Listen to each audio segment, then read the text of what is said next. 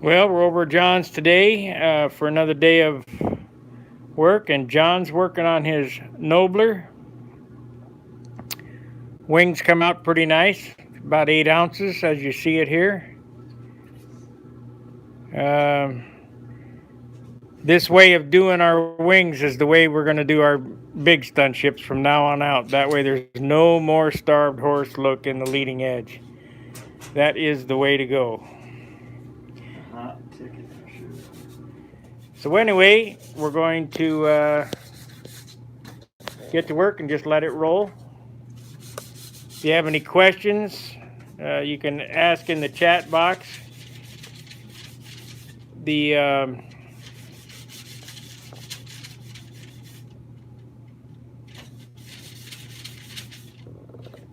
the giveaway is going on, so you might want to get on the forum and register. Everybody else has.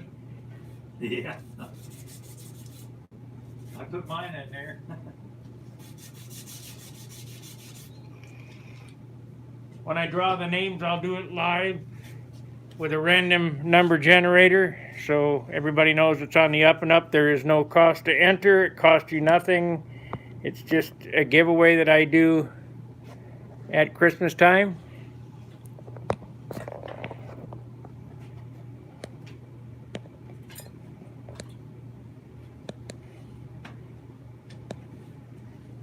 I got one watcher, one thumbs up. I expect everybody that's watching gives a thumbs up. Yes, sir. Any knucklehead that gives a thumbs down can go over to Stuka Stunt or Facebook.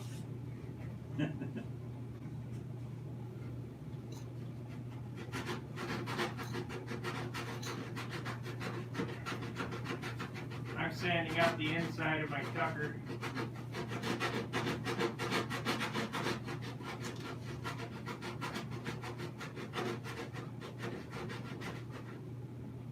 Now, if this was Ron, he'd have it down to a 16th of an inch.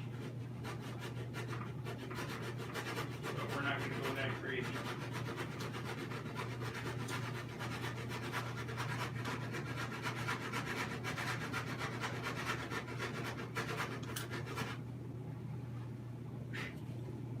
Do you have a stick with 80 on it? Here's a stick with probably,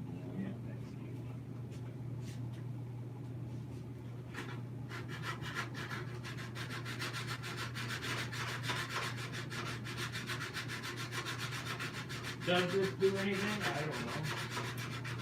Does it do something?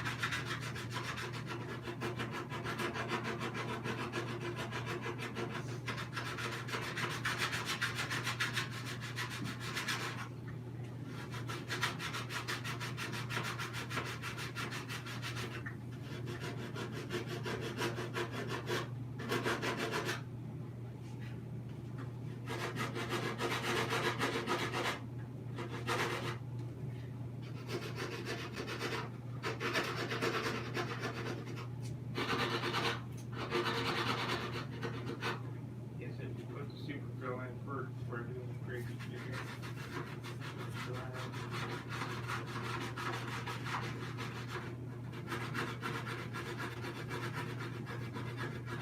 I need a piece of 16 ply, about half inch wide for the bell frame. everybody too. Should be a couple different thicknesses laying there. Yeah.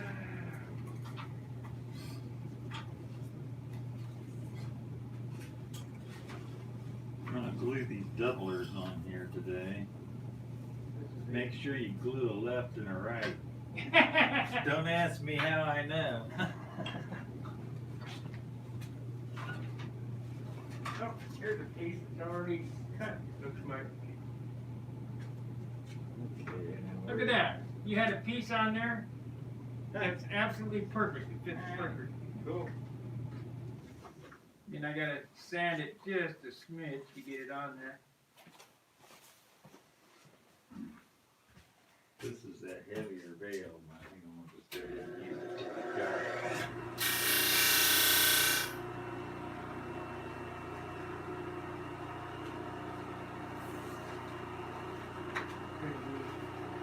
Couldn't be any better, really.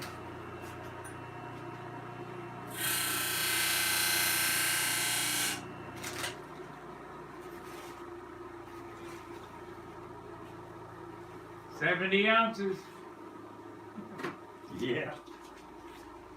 Keep watching it. Got to keep watching. Actually, I need to just cut a notch in this.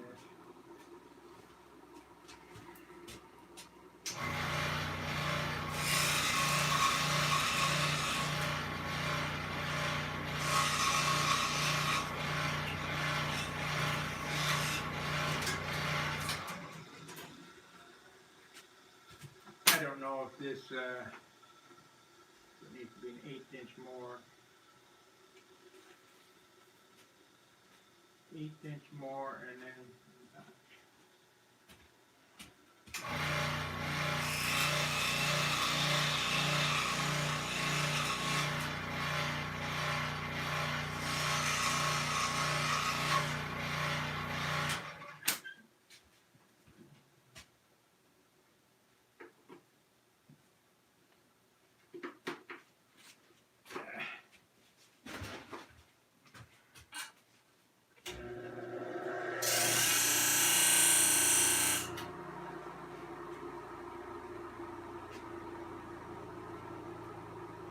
yep.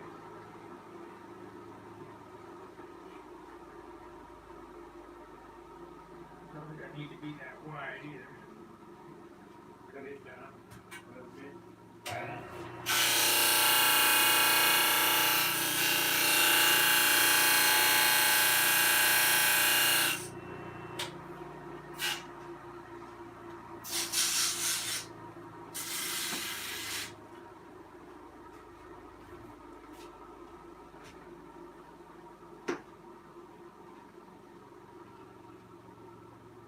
Yep.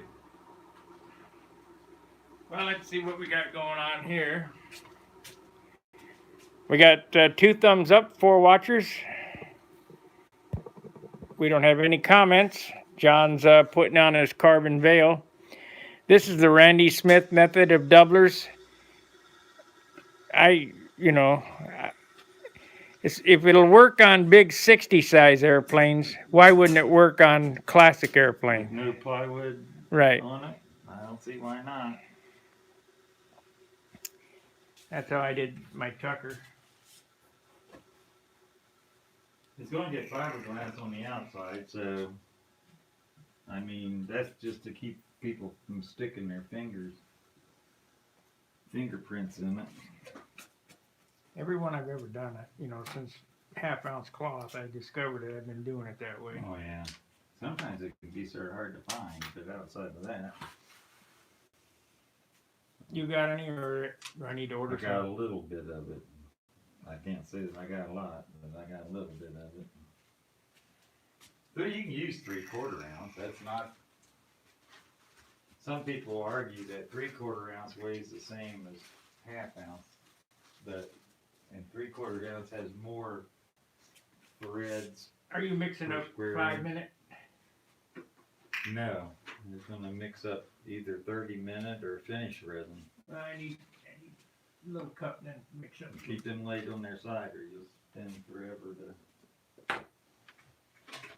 There's a plastic lid. You want to mix in a plastic lid I need a stick. underneath it. There's a whole big box of the 5,000 of them.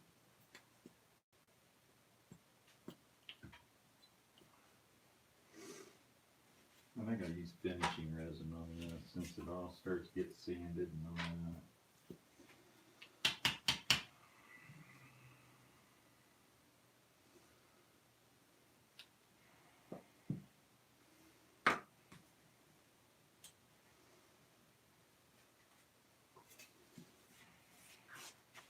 $5,000 sticks, huh?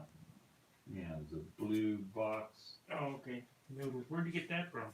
at a craft store.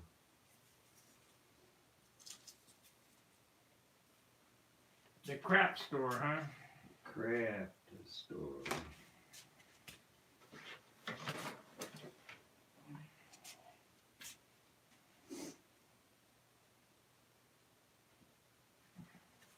I don't know how important these things are, but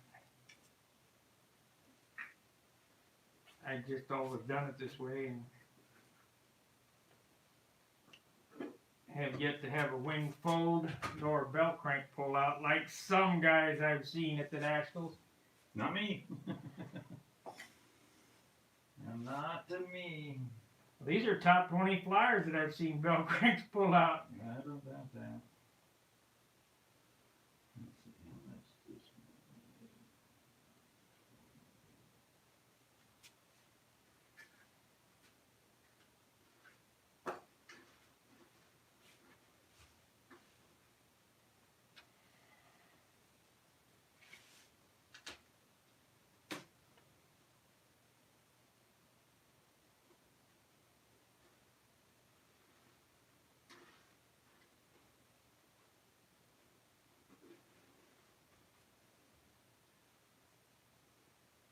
Top 20 flyer pulls his belt crank out twice. The same guy.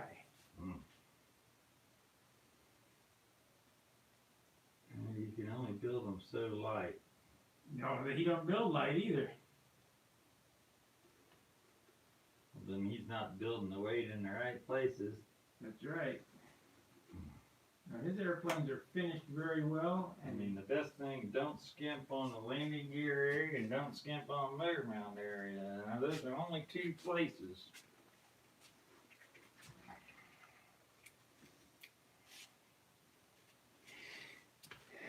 That's about 3 times the epoxy that I'm going to need for this, but I'd rather not run out in midstream.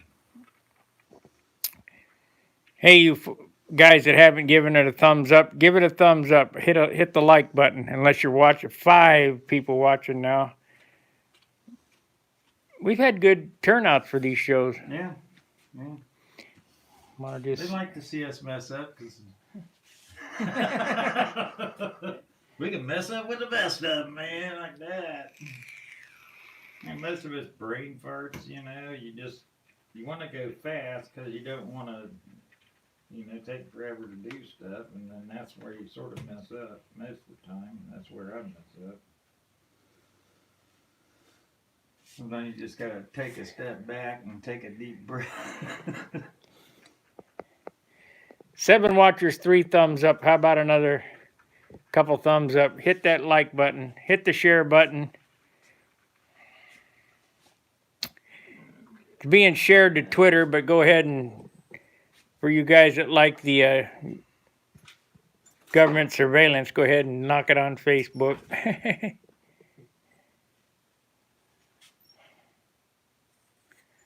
I got 8 watchers now.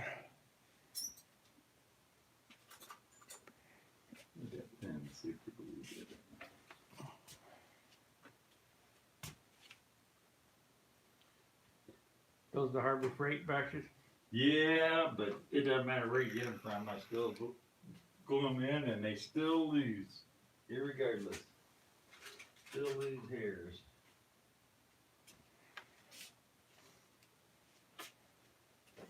I recrimp them, I glue them. I cut the bristles off about a quarter of the length. Where'd my sanding stick get off to? The shop ate it. Over there under the sander. That's a nice sanding stick. This stupid hose is gonna kill You me. made it. Did I? Yeah, however hard it is to stick some. Oh, this is one of mine? No, that's mine, but you made it over here one day because you wanted a 80 grit on something. I got 50 grit down here, but it's not sticky back. If you CA it to a stick. Yeah.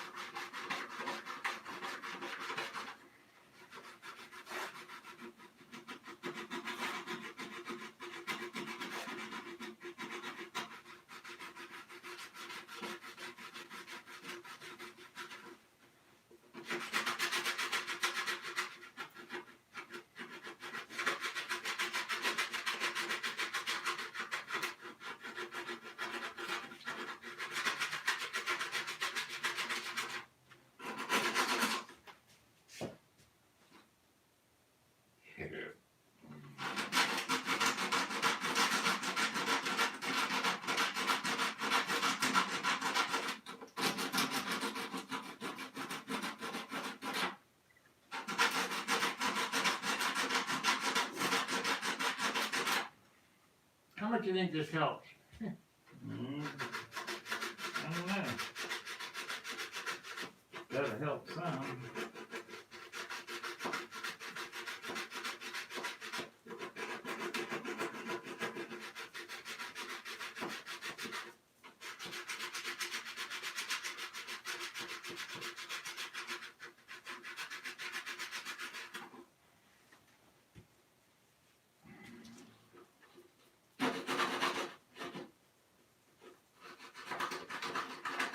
Yeah, all that stuff I did and it's still losing gears.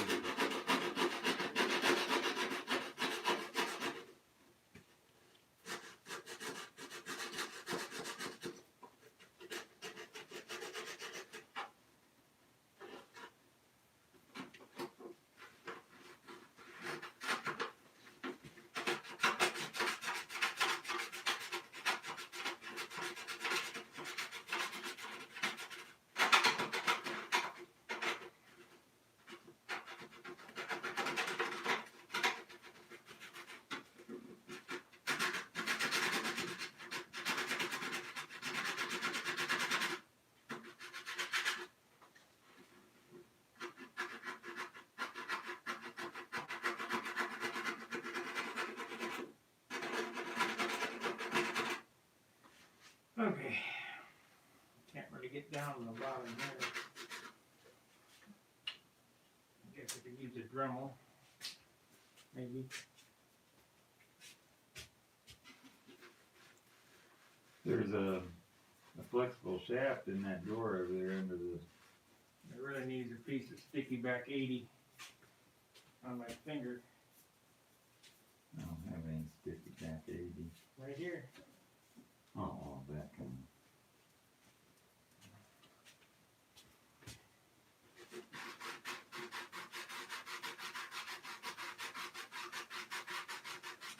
And I keep them, you're so used, I'm so used to you saying 50. 30 is what I use at home. Got 3 rocks per inch.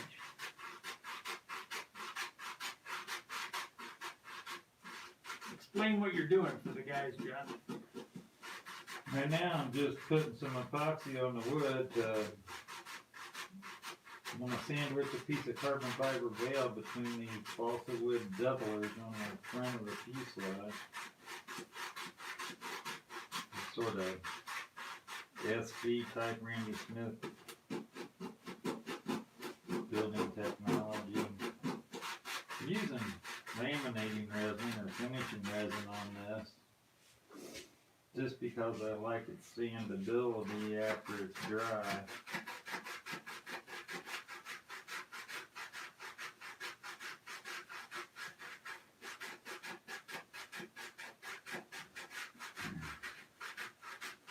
And since it's the nose of the airplane, I don't really skimp a whole lot on the epoxy, although I am brushing it out pretty thin. Finishing resin sort of like water almost anyway.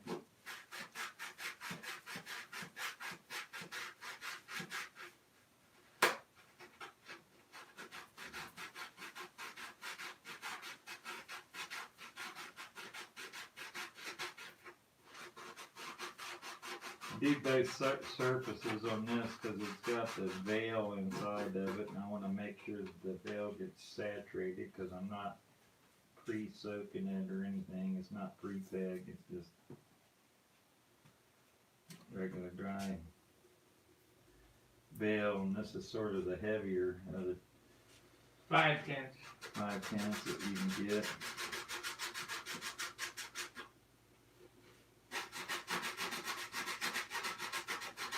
The only thing I do is try to make sure that the surface is smooth and doesn't have big puddles of epoxy in it.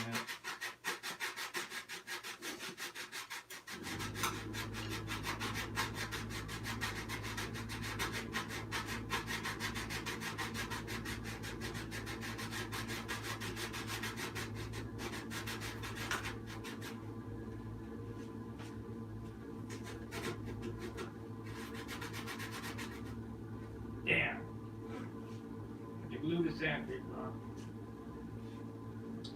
Pete, do remember to make sure you make a left and a right hand side. If anybody's ever made two left hand link panels or two left hand fuselage panels, you'll understand quite fast.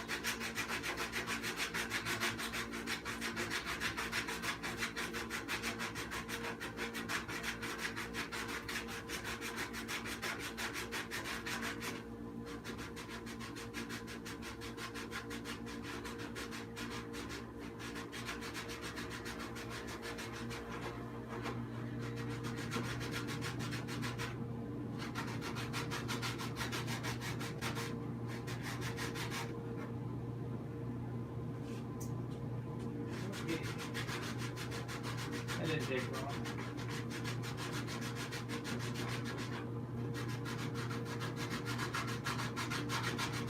That was hard to do, but you always try to brush towards an edge. Towards an edge, not from an edge to the center, and that way, hopefully you won't get a lot built up on the edge.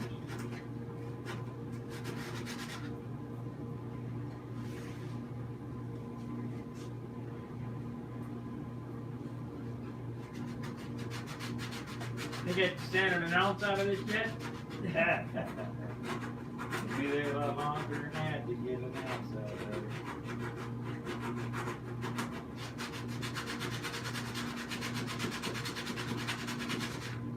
A lot of dust down in there.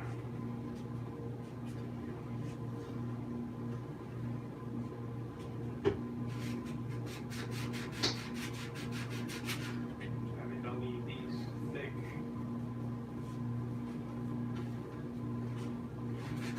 Mainly just towards the tail, so.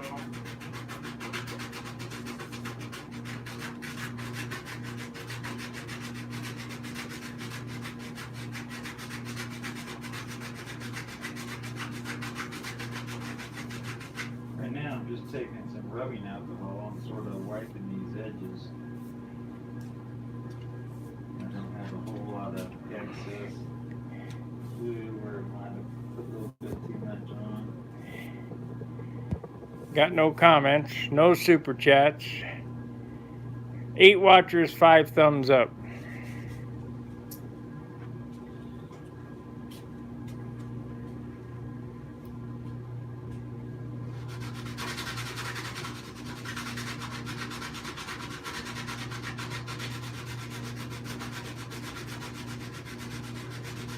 Make sure everything's on. Got a right hand, left hand.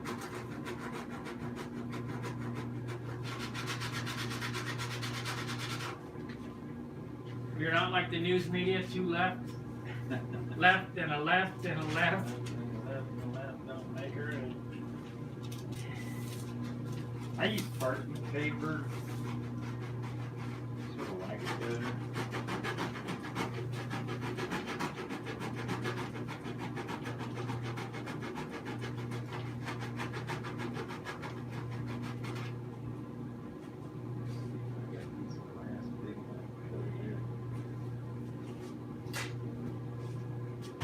I'm going to show, as soon as you get that glass on there, I'm going to show how I'm sanding the inside of this out.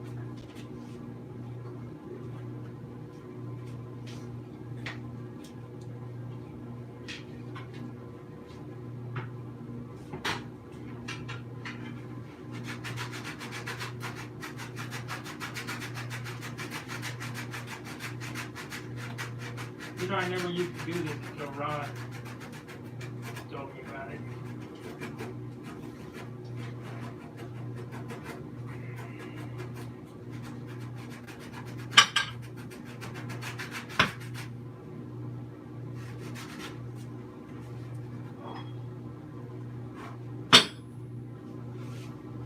There we go. Put a bunch of weight on it, let it set dry. This stuff takes about an hour before it even starts setting up. Is that the quick stuff or the overnight stuff? Overnight, really. Hey, $5 super chat. That came from Jamie Holford. Thank you, Jamie. Good, Jamie, thanks. Stunt hanger appreciates it. Okay, what I'm doing now is you'll see that I have sandpaper glued to my fingertips and sticks and things. And this airplane has stringers in it, longerons or whatever.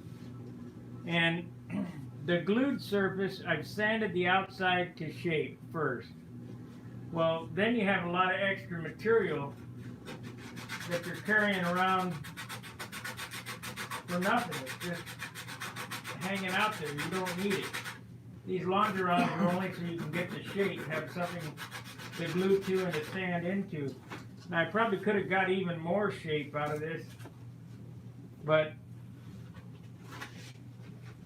this is where it's at. But anyway, you want to take your sandpaper and sand out all the longerons. You want to sand it down until it's flush. You want to get an even 3/32 all the way around. Now I sanded out my top block in my cave and brought it over here to John. Show him that little that edging, that measuring tool you got. For, you mean for sanding Yeah. all this? Yeah. Hollow? Yeah, make one of these yourself. When you calibrate them, you make them Hold it. just touch. Hold it. Okay. Make these, but it's a piece of plywood, and you calibrate it by making them touch at exactly the same time. So now, when you put this on something, you touch it to it, that's how thick it is out here. And because they're plywood, they'll warp a little bit, so every now and then you gotta touch them up, recalibrate them. But for the most part, just sort of adjust this where it's a little bit tight. You can put it on something where it doesn't matter where you put it on, it tells you exactly how thick it is. So here's a trick. You're hollowing out your fuselage top and bottom blocks or whatever. You can take this thing and say, okay, how thick is this right now? Take that, put that on there, and you can see on the end it's about a 1/4 inch thick right there. So you can take a little more out. Come back here a little bit further, touch it. About 3/16 of an inch back there, so you're getting pretty good back there. Get on the side here. He's a heavy 1/4, so he could take maybe a good bit in that spot. Now you can take this, just touch it wherever you want to. Come back here, touch your sides. Down around the curves where you can't reach the measured thickness. See, it's about a 1/4 of an inch, little light 1/4 right there. So exactly what you need. Up here in the front under the motor mount, he's left quite a bit of material in there. That's Half inch. almost 1/2 inch. But he wants that for right up here around the motor area for vibration proof and that kind of stuff. So he's leaving that a little heavy on purpose there. But yeah, anytime you hollow something, if you make one of these little boogers, it don't take long. Don't have to look real nice. These are sanded real smooth and everything. But you want to make this opening big enough that you can reach around and over something. And when these are closed, I can get half the distance in there. From here to here, I can get that much in there, which is about 2.5, almost 3 inches on this set. If you do them at a little bit of an angle, you can still get a pretty good measurement, and you're still only going to get whatever it is from the point to where you meet here. So you make these accordingly. This is about 6 inches by 10, give or take, and I just drew up the shape on one and then copied it and drill a hole, bolt them in the center, and make them line up. And they work great for, instead of sticking pins through something and having them poke out the other side, and you can feel the pin. Right here, tell us all, tattletale. And Bob Giske says if you don't go through in one spot, you ain't going thin enough. You're not sanding thin enough. I'm a stickler for jigs and all sorts of stuff like that, because I think that eventually, initially it takes a little longer to make the jig as part of the building process, but in the long run, most of them that you make can be used on other projects down the line, and you'll always have it. Okay, you saw that this was roughed out, like I say, in my apartment. and it's around a 1/4 inch thick everywhere, and it weighs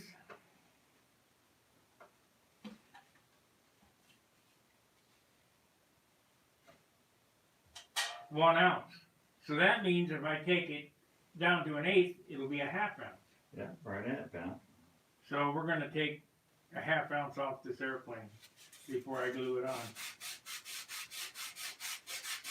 If you look at all your molded tails, your fuselage sides and all that stuff, they're molded out of 1/8 inch or 2 pieces of 16, doubled up, which is a little bit stronger than one solid piece of 8 That's inch. how I do it. I like it. I sort of like that method a little bit better. Just because it's stronger, two layers. You got to be careful on your glue, because if you go in there and put a lot of glue on it, then the glue can really add up.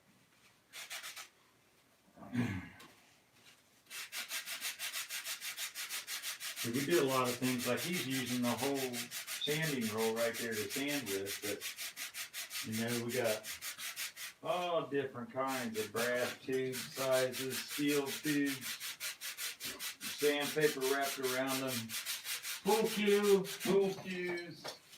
I got a box right here of all different kinds of specialized sanding blocks. See, there's one for leading edge of a wing. I don't know if you can see that real good. There's one to sand in hinge reliefs to make sure you get them square with the wing. Just a little T-type sanding block. I think we got another super chat. We've got another sanding block here, which is the opposite of this one. Sometimes you need a male and a female. So there we got a male and a female sanding block. So we can sand a solid block with this one, or sand the leading edge with this one. Here's a sanding slot for Sparky's hinges. We need an 1/8 inch slot. We only want to sand the depth, so we don't put any sandpaper on the sides and only sandpaper on the edge. Super glued on there. And then you can take that with, say, this in conjunction and use this for your straight edge. And slide this up and down like this, and you'll sand a straight, square 1/8 inch groove into the trailing edge or leading edge, or wherever you want it, for a spar or a stringer on a fuselage side. You make these up whatever you want. Make however deep you want them, however wide you want them. Glue them together. These little pieces on the side are depth control. It'll only sand until it touches them. Then I'll quit sanding. So it takes 5 minutes to make something like this up out of a bunch of scrap wood that you're going to throw away anyway. Well worth it. Saves you a lot of time. Thank you, Steve, for the $2 super chat. We appreciate that. Little thing like this we use for this, just a scrap piece of plywood with some little teeny notches. Use it when we're shooting front wings. You put the epoxy on it. Leaves a little teeny 16, 30, 64th of an inch. It's the size of a pin. Little groove. You scrape all the epoxy off except that little teeny bit. And it's reusable. Wipe it off when you're done and throw it back in the box. But that's just one little box of little sanding blocks and doodads that I got. I got a whole nother one up there and over there, all sorts of them. I just sort through them when I need one, find what works, make the new one. So I need to get this down to a 1/2 ounce.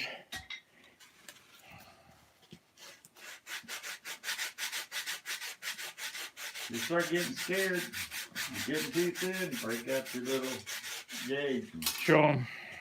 check it out, see how much you got out of there. This was about a 1/4 inch right here to begin with. And we're going to squeeze it down on there. He's taken out at least a 1/16 of an inch already out of there, just a little bit of sanding. And you've got another 1/16 or so to go. Run it around and you can candle it and see what it looks like with the light shining through it. A lot of guys do that, but I don't find that super accurate. Some wood aren't as dense as other woods, and so the light doesn't necessarily shine through them the same way.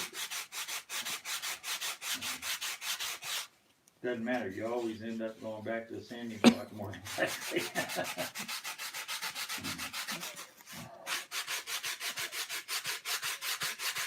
Yeah, I got soldering to do over here. The soldering iron's hot now. We'll show that or talk about that after you get it unsoldered. What are you gonna do for a bushing? Piece of brass tubing. Gonna move it up 1/8 of an inch. Very tough. Now you did it. Brass tubing. Yes, sir. Exactly what I'm gonna do. Gotta get all that solder off, or else it'll solder to the tubing.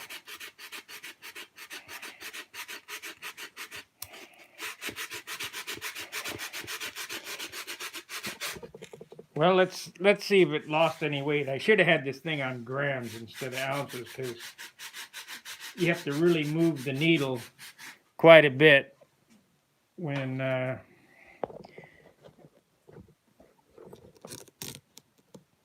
sanding in ounces, in the ounce calibration. Let's see here, boy. With this phone, it's really hard to tell where you're at. Still some more.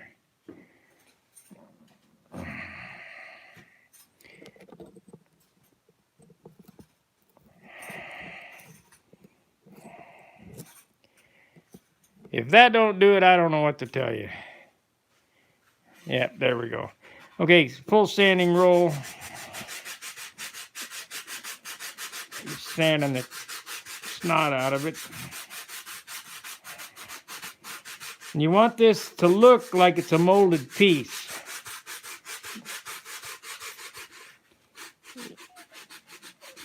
Anybody that has ever seen my S6B Supermarine, that cowl is a huge cowl. I still have that airplane. It's a huge cowl. It weighs 1/2 ounce. It's just unbelievable. And we're going to try to get this whole top block down to 1/2 ounce, or at least within the realm of reality. I'm not going to sand the motor spot out here until it's glued on the fuselage. That way you can leave the motor bearers and sand that into the nose ring right here.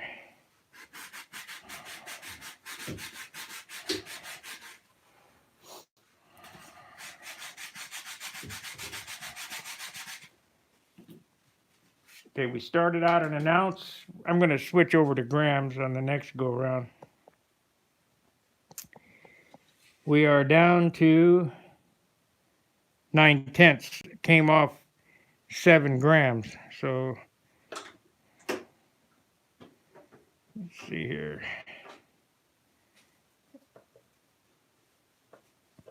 Okay, 0. This weighs 27 grams. So 27.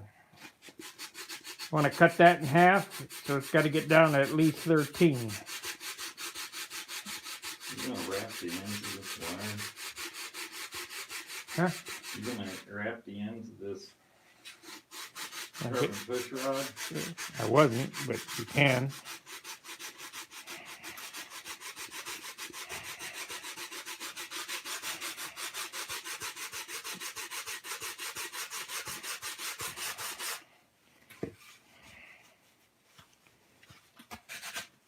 See how much I've taken out now.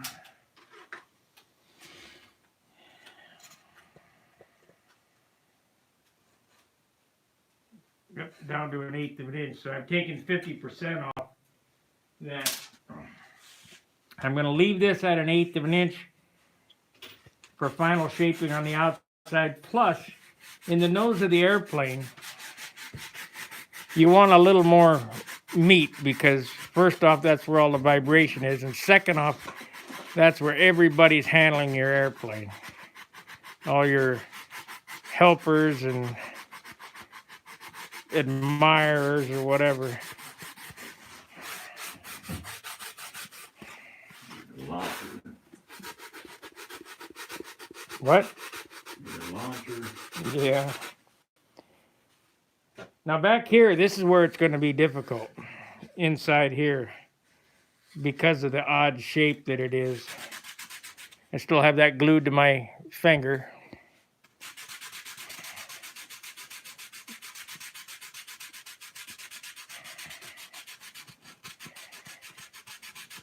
I don't think I'm going to get this down to a half ounce just for the simple fact of how odd the shapes are here. I suppose I could if I took all week to do it, but this airplane's leaving here with the stabilizer glued in. So, oh, I better get the superfill started.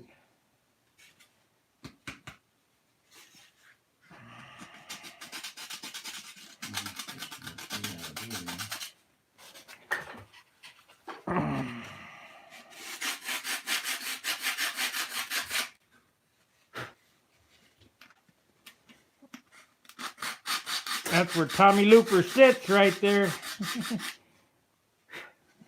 So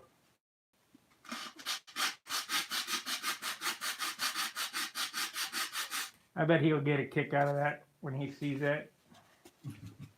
Super Looper or something like that. I don't know what I'm going to put on there. Probably Super Looper.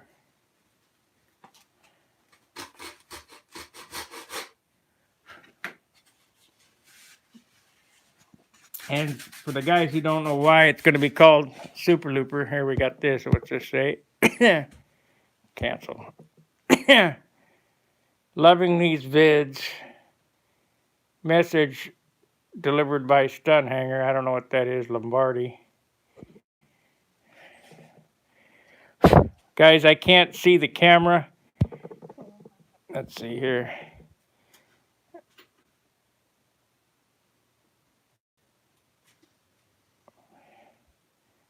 Timed out for 300 seconds. I don't know what that means. Deleted by Stunt Hanger. I don't know what that means,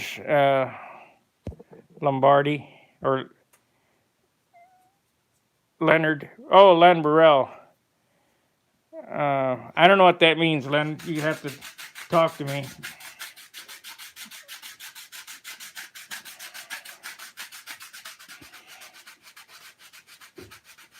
You come from the Knucklehead area, so hard telling what's going on. Maybe, what's that guy's name? Trudeau didn't pay the bill.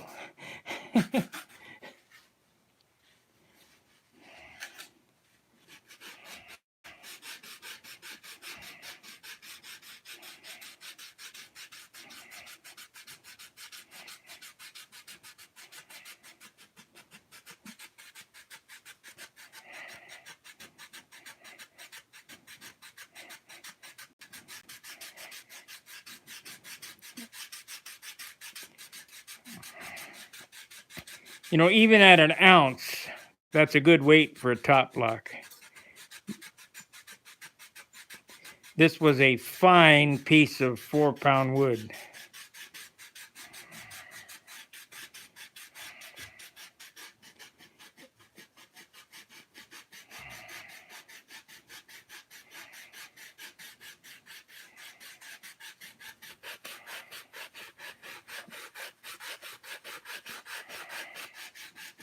Ooh, starting to feel it.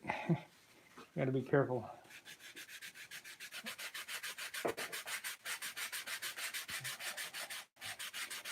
What John's doing over there in the corner is when we made the horns last week, or was it last week or week before? Yeah, week before. They were 1-to-1. And put the airplane together and saw how the controls were operating. and didn't really like the throw on the elevator. Because it's going to be a light airplane, you want more elevator than flap. So John's going to move the pivot point for me. You just want to wrap that? Go ahead. I already wrapped it. Oh. I just wrapped it with string. This push rod's run with the grain, running lengthwise, so they can split. Do you do both ends? So you got to. I take a little bit of sewing thread or Kevlar or whatever you got on hand will work. Just wrap the last little half inch of it, and that'll keep them from splitting. Use some super glue or whatever on it, and keep it unwinding, and it'll work fine. That's all you need. I also make some little aluminum caps that you can slide over this, and they make it real pretty if you got an exposed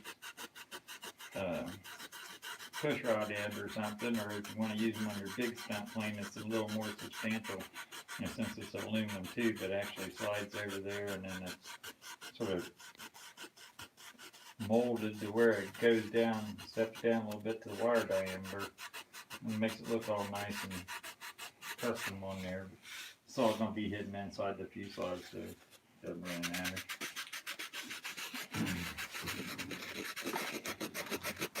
I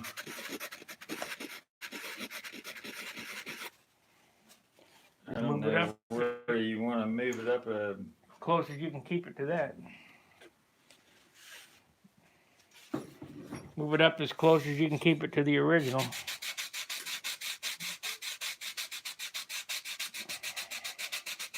You don't want to move it too far. Yeah, I know, it changes the ratio too much. You got 3/4 of an inch, I believe, right now.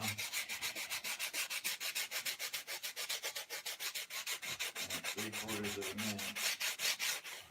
So it's going to end up about 5/8. That'll work.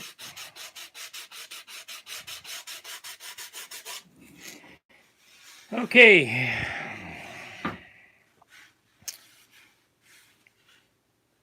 Ten watchers, 9 thumbs up, 9 thumbs up. I could say these Saturday hangouts or work sessions people seem to like them. They see how we're making mistakes. Yeah. Absolutely. Happy little mistakes.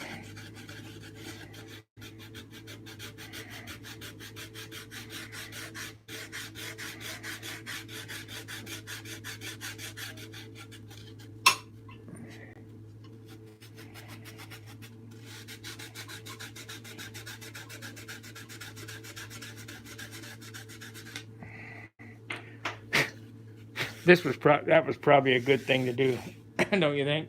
Oh, yeah.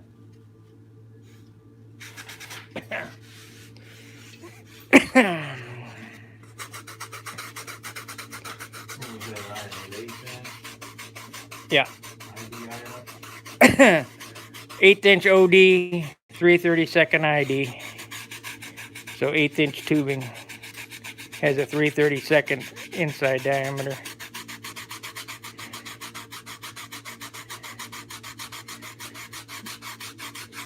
Well, I've had to take at least 6 ounces off this thing by now. Yeah,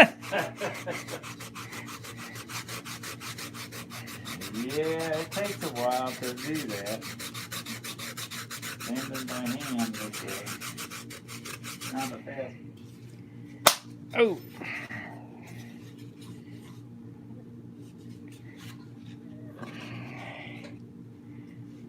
Cracked in the same spot again.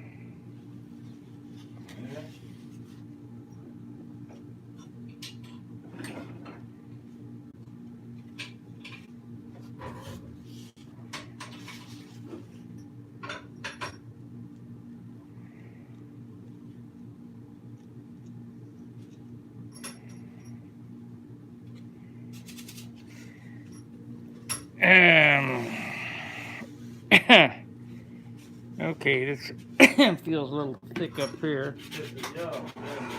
Right when it breaks.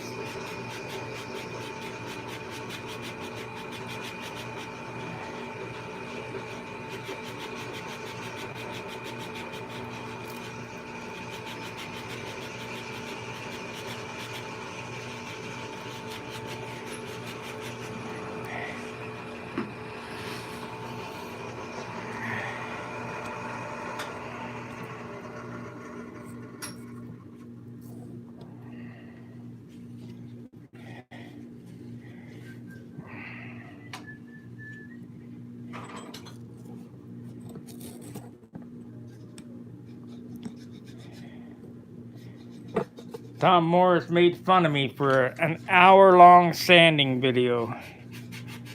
Well, this is the truth of it all.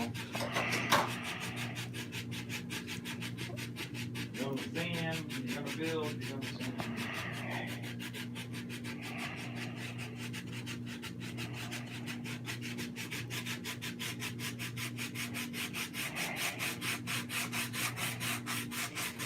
now the other alternative to this is to make a positive mold of this and mold this piece, which would have been fine. But I had such a nice piece of wood. There you go. Yeah.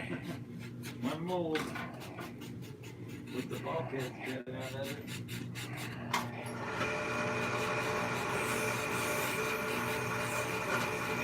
So for you guys that have been watching this for a while, we started out 27 grams. I've done all this work.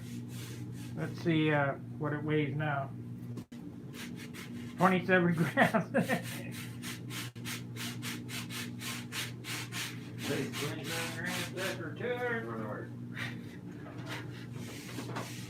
It sure looks nice inside. That way when I crash, you guys can say, wow, he did a great job inside. Some guy used to say something, why do you finish the inside of your airplanes as good as the outside? He says, because God can see it. He knows it's good.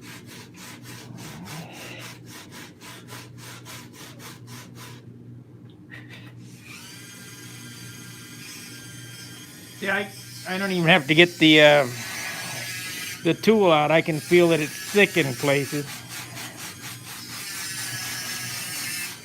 And you want it pretty much even. It makes it stronger too. That way there's no place for a stress riser.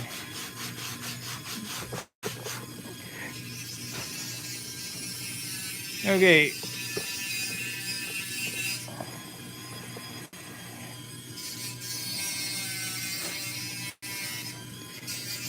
Started out 27 grams.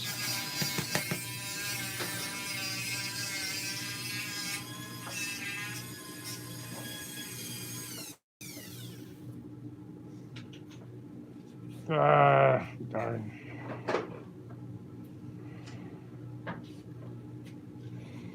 Okay. And we took a gram off. It's 26 grams. Have to get it down to at least 25 somehow. Keep it grinding.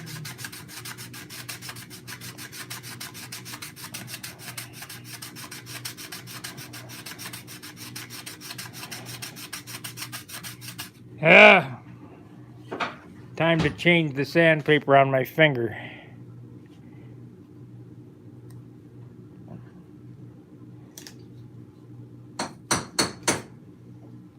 So what I do is just tear the sandpaper into little pieces, set it down, drop a super glue,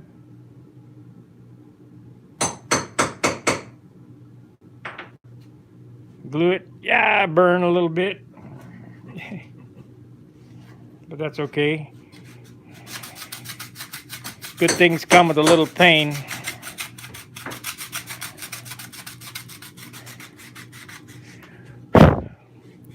Appreciate all the super chats, guys, and I appreciate the watchers and the likes. We got 13 likes and 10 watchers. That's what I like to see.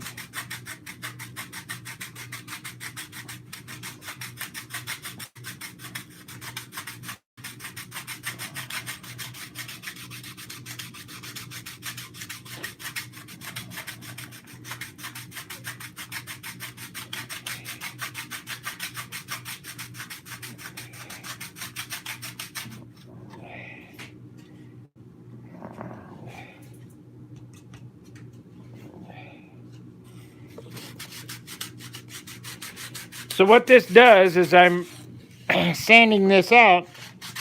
I'm going to put this weight back in the airplane in superfill. But at least you're not compound adding.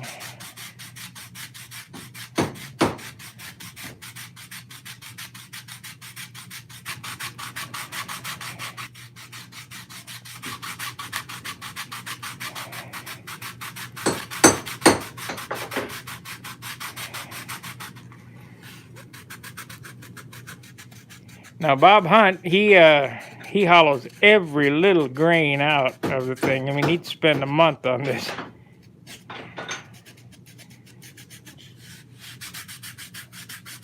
Yeah, I watched one thing where he took the stab Wingtips. or the fin and rudder and made it in two pieces and shaped the outside, split it apart, and then hollowed out the inside of the 1/4-inch piece of wood, essentially. 2 8-inch pieces. Hollowed those out after they descended outside the shape, took them apart and hollowed them out. That's Yeah, but if he'd had a good piece of wood, it would have been lighter. dedication, for sure. It's right there.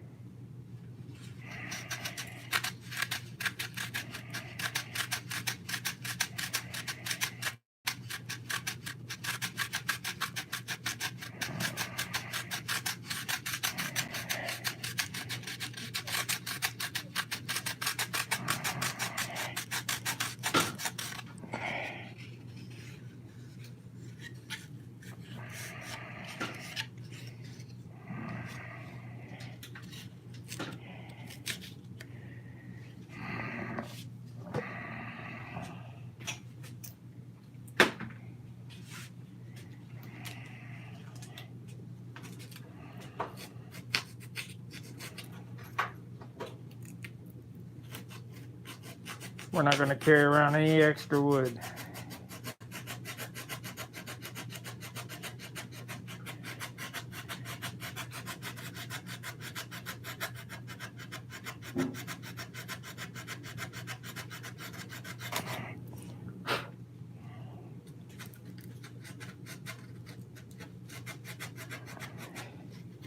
I probably could get a Dremel tool up in that headrest a little bit.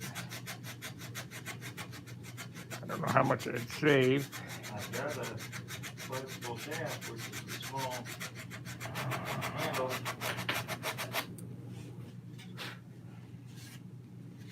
Let's see what it weighs now. Did we get a gram off of it?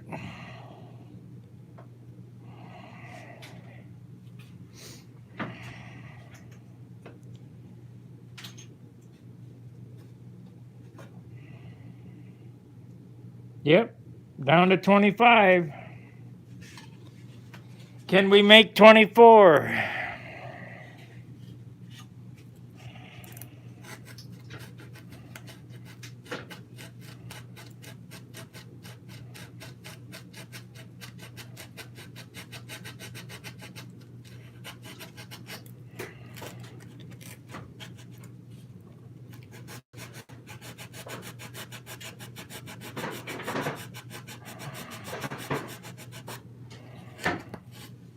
Borderline obsessive.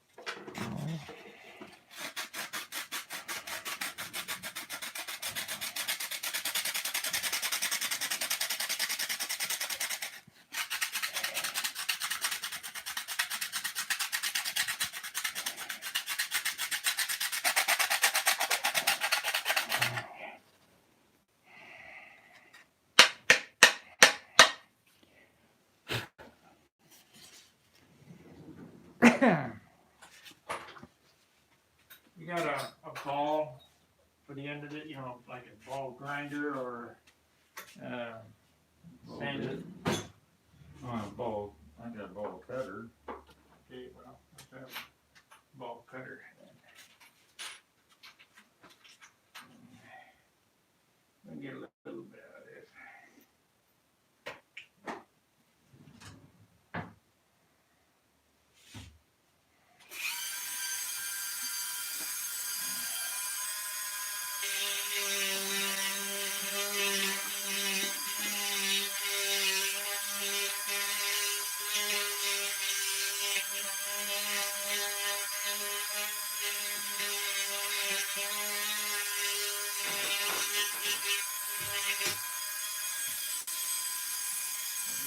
back here.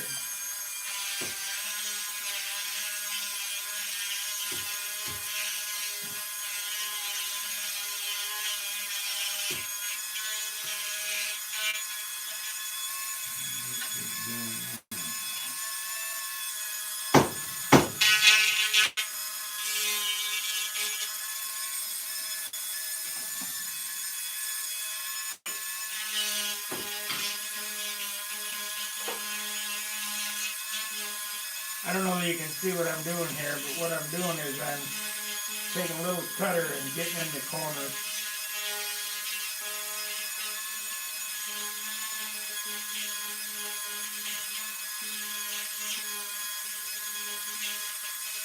Like I say, this YouTube stuff without a cameraman is pretty difficult.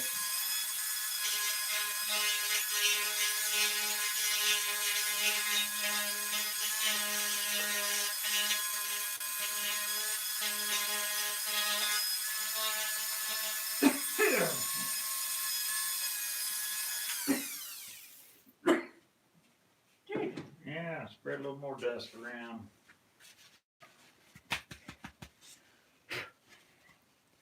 Oh. Get it? No, I didn't get it all. This is back into the headrest that I'm doing. Gotta get another gram out of this.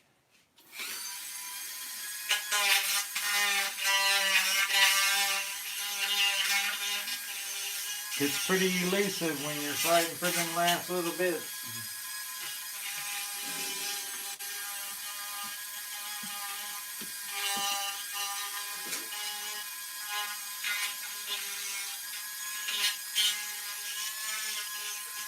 You know, in theory, what I said was, we started out a quarter and weighed it out. And I took it to an eighth, it should weigh half ounce.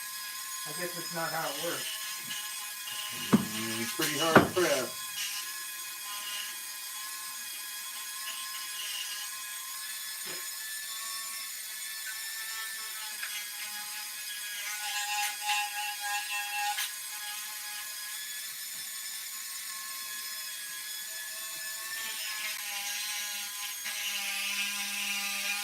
Which way do you have this push rod coming out of this? What side? It doesn't matter, it can flip it either way. Well, yeah, it does matter because you ground down. Yeah, that's it. You have it like that? Yeah. Perfect.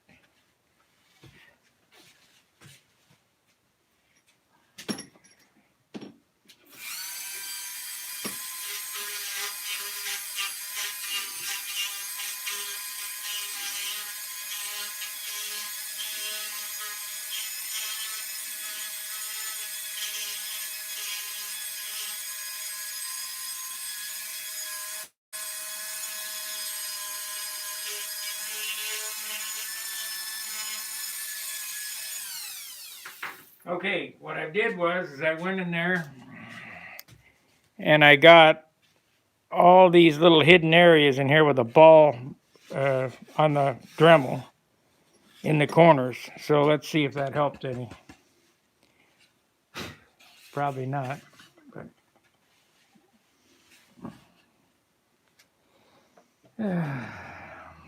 so we were at 25. Let's see if we're down to 24 now.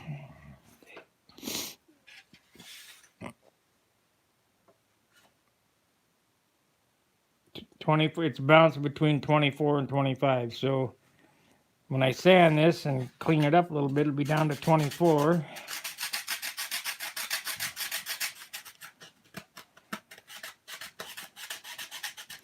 Then we got to shoot for 23.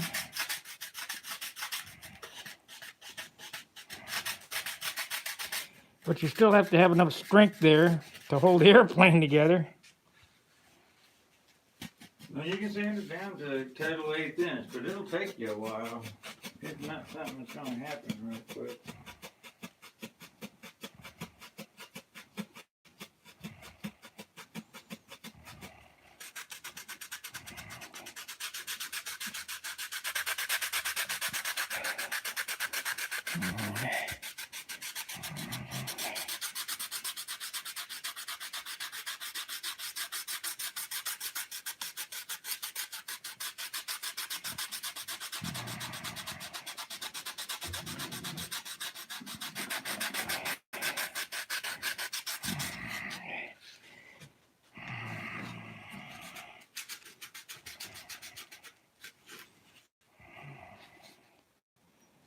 And you're probably wondering, why am I leaving this solid back here? Because this is what holds the stabilizer. I want a good glue surface for that.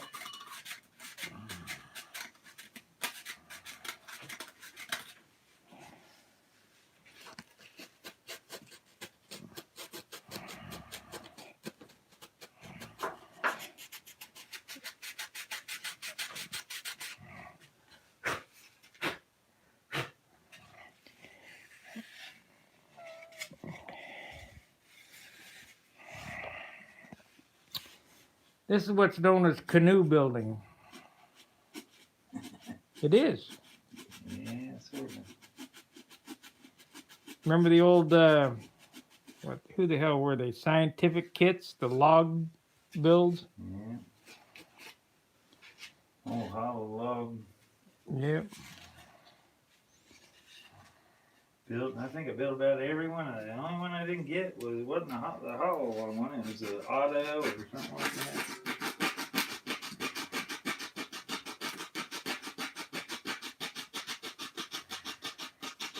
You guys are wondering what this is. This is the clearance for the control horn. The pilot sits right above the control horn, so he's where his legs would be. I had to build a box and a relief inside the cockpit.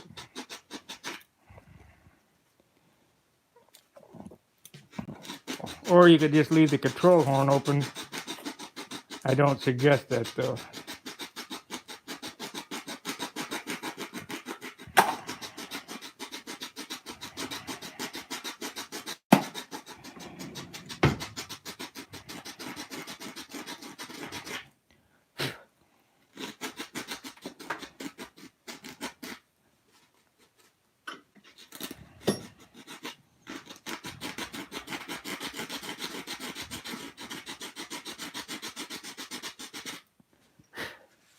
Yep, Tom Morris was teasing me about doing all this sanding.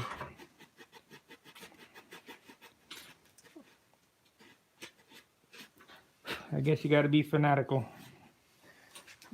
What are you shooting for? Light as possible. Not necessarily all just light. You're also shooting for a 18-point finish or a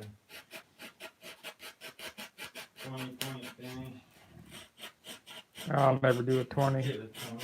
There's about there if possible. Best I've done is 19.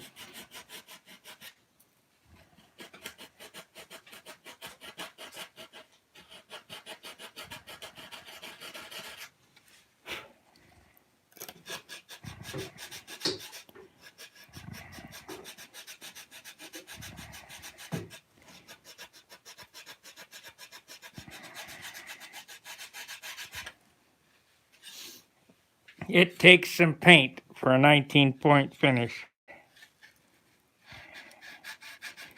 With paint comes weight, and you're either going to have to sacrifice it on the finish, or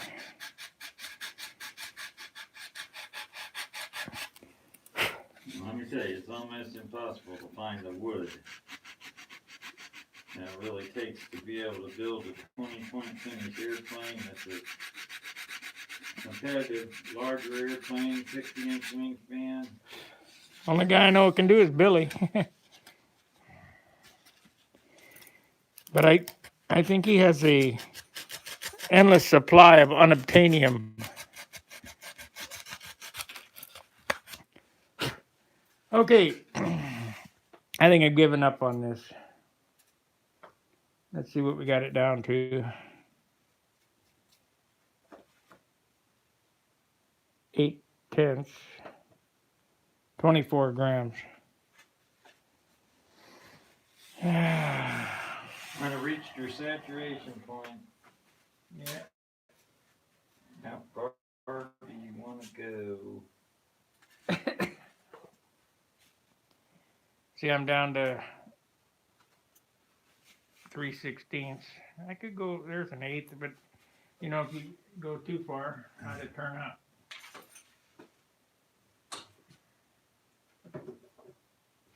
Perfecto. Thank you.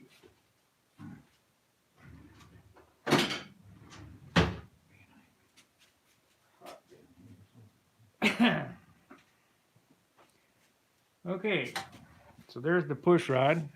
Up, low battery. Oh.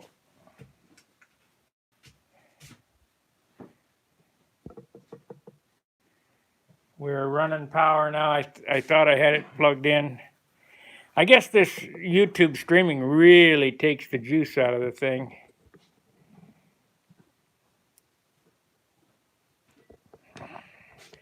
We still got watchers out there.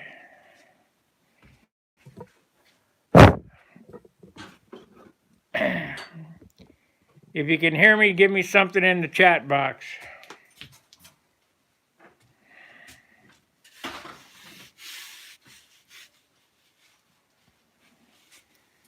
Type something in the chat box if you can still hear me.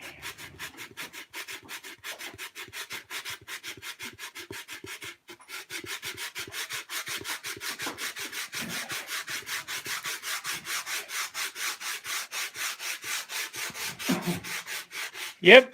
Okay, good. We hear you, boss. Just fly. Alrighty. I'm done sanding. I burn out. Not going to get what I thought out of it. But it's pretty nice. What do you think? Hey, that looks like my wingtips. Yeah. It's pretty nice. You got a lot more uniform now.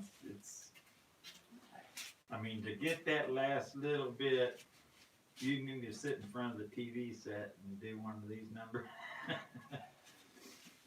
I mean, but that's a pretty uniform, heavy 8-inch. So it's as good as you're gonna get, unless you really want to dig down in there. I wouldn't do anything back here because you need the strength for the fin. And I didn't do it on the bottom because that's where the tail wheel is. Yeah. That looks good. Vacuum her out. Let's put this updated elevator together.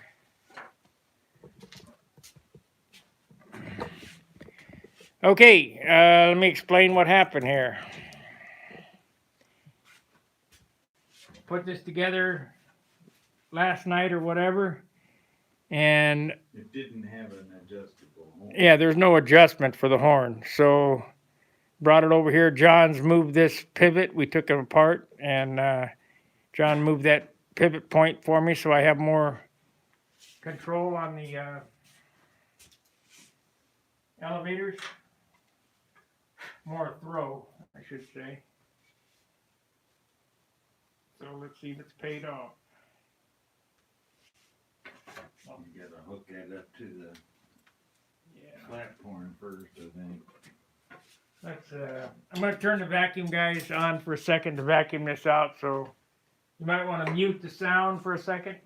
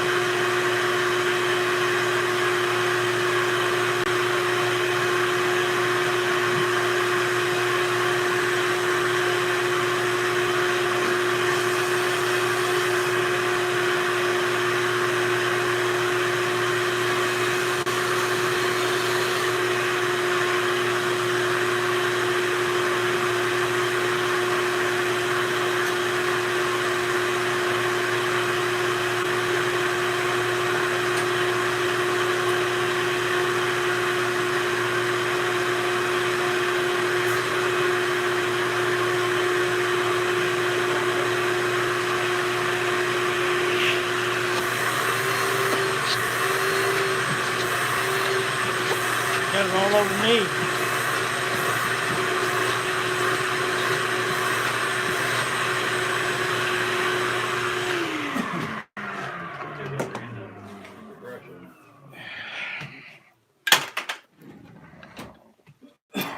Okay, we've been running 77 minutes. Okay, let's try to put it together.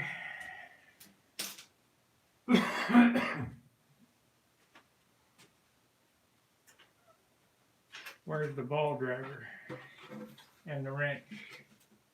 Did you pick that up?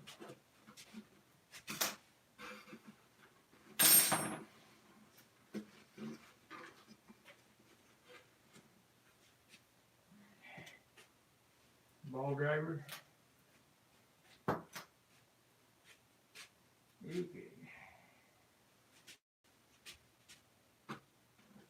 I might need your help holding this up here.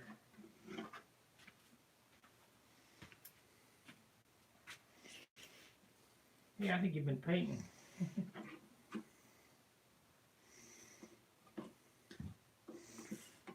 I need to get another pair of Roach clips. roach clips.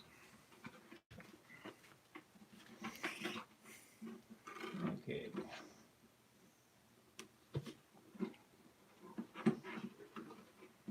I gotta get the ball in there somehow. I can't see.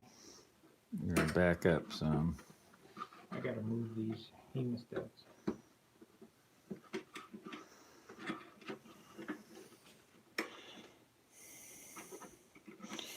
There we go.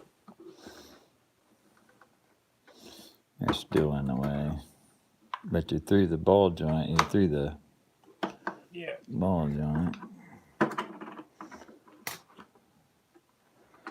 Back off a little bit and I'll try to get it in the hole.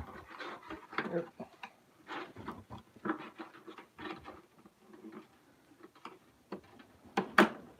Ah, you prick. It's gonna be more difficult than I thought. Ah, shit.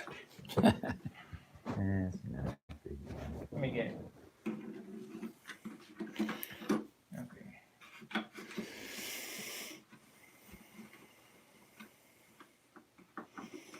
We'll get it in there. Just as the ball is turned in there. There it is.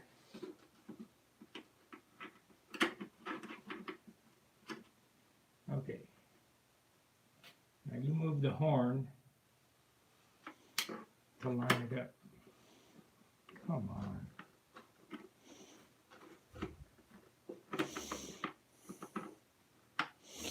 Right on it right there. Turn.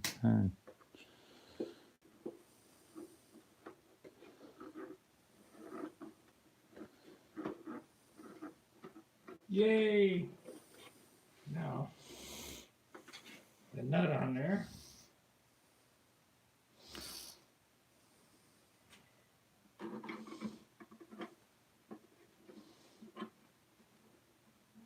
I sure hope this gives me the results I'm looking for. Well, I'll give you more elevator than flaps, what you're looking for, so. I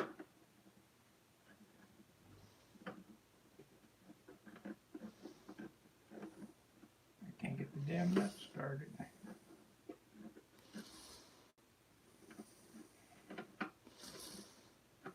You know, it's got a burr on the end of that.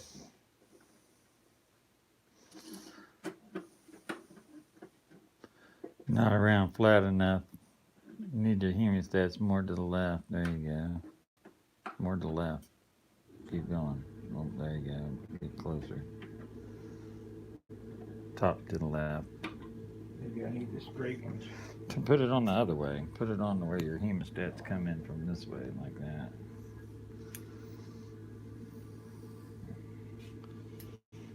You're a pretty far smeller. That way I can see what I'm doing. Yeah, that's a ticket.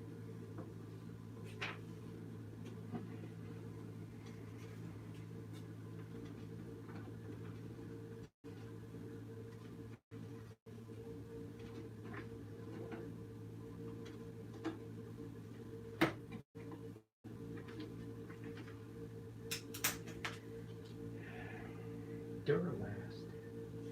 Custom. AutoZone. They got a warranty like Sears does. Take it back if you break it. Plus they're only about $3 a piece. Snap on. You can get one for your toolbox and one for your shop, one for your shed, one for the car. For the cost of a Snap-on one. Yeah, for the cost of one Snap-on. And for the most part, no, unless you're working commercially, nobody ever knows the difference.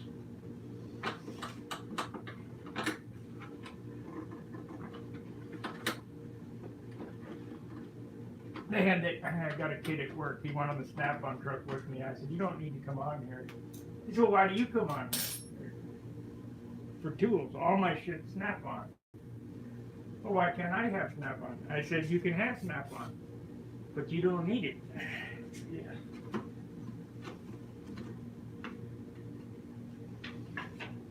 Yeah, these are fly-by-night workers. Why is that different? There we go. Hopefully this will go together right.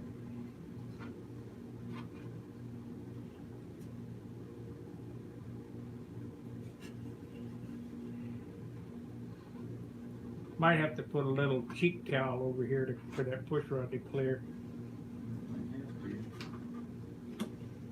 Which is no big deal.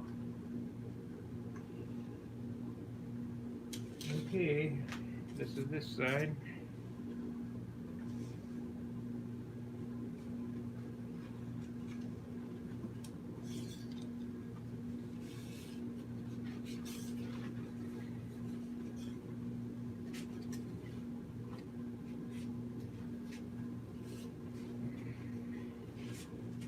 Get a flap on that one there.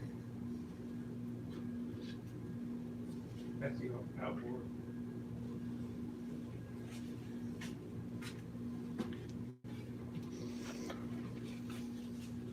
Inboard or outboard flaps are about the only ones you don't have to worry about mixing up. Yeah.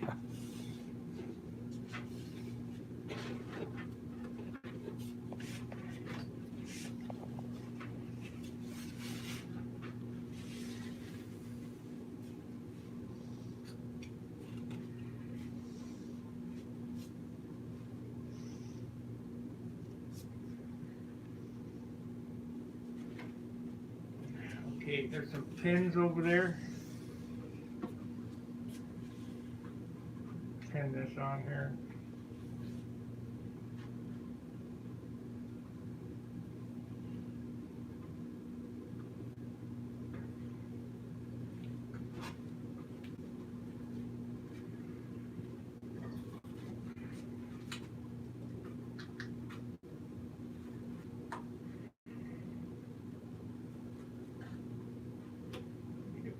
Across there.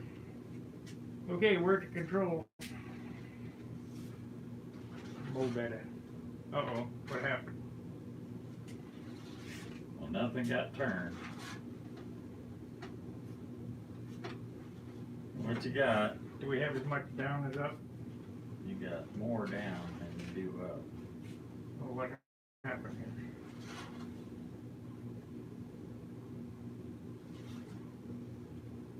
Good.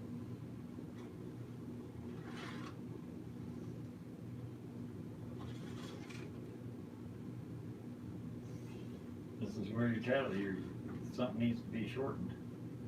Lengthened. Or, yeah, lengthened.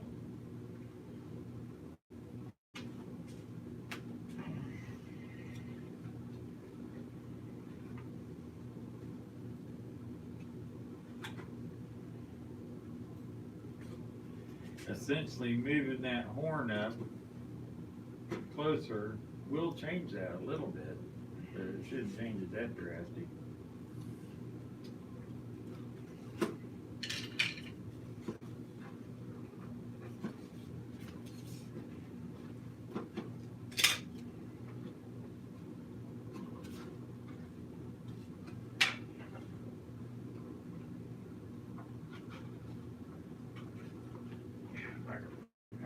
take it off to do it. Damn!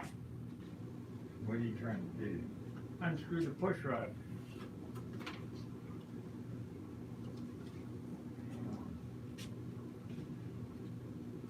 Yep. Don't have enough room there to twist it in and leave it in there. Let's cut this out. What is, pick it up, turn it. Well, that'd be the easiest. You can always stick another cross piece in there.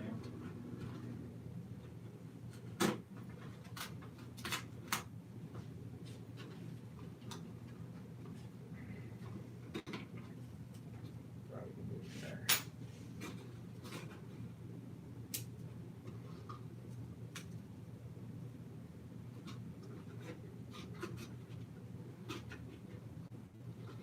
You're gonna monkey with the controls, now's the time to do it.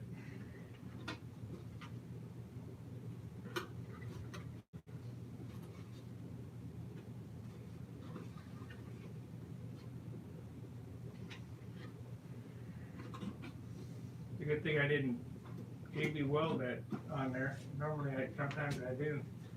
Always leaves, I put a ball link at both ends, but you ran into room back here, which is typical on these older airplanes, but you always put one on one end, so no matter what you do, you got some kind of adjustment. That's about 2 full turns now. 3. Okay. Put it all back together again. Take it apart, put it together. Yeah, right now is where you'll do that 50 times. You can do it 50 times. There's one other alternative too. Change the moment. Yeah. Yeah, you could slide the elevator back and forth until you get to where you want. You gotta make sure that the bell crank, the first thing first, and I know Sparky's done this, is he's put the bell crank in where his lead out's probably even on the end when the bell crank's neutral. Yep. And that's a quick check to make sure your bell crank's neutral. When the bell crank's neutral, then the flap should be neutral, and then when you get back to the elevator, it should be neutral. Or a little down. Correct.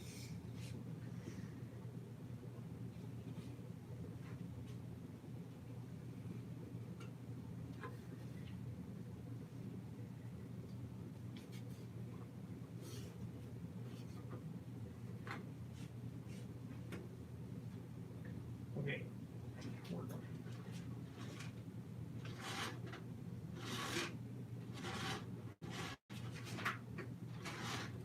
And that's pretty even right there.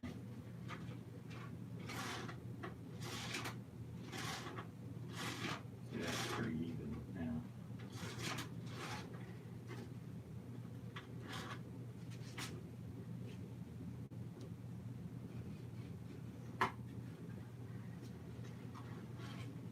Yeah.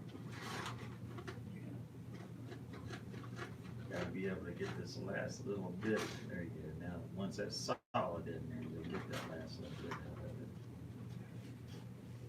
I want you to get out there and look at it, and I'll hold it and.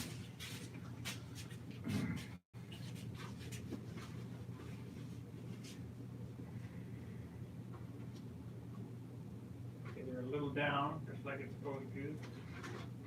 Oh, it's funny. Still a little bit more down, and I don't know. Hold it from moving.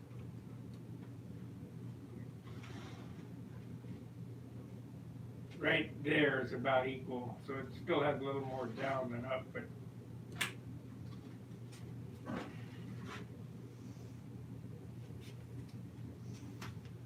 Got another turn. when you got it apart, I'll just move this forward a little bit.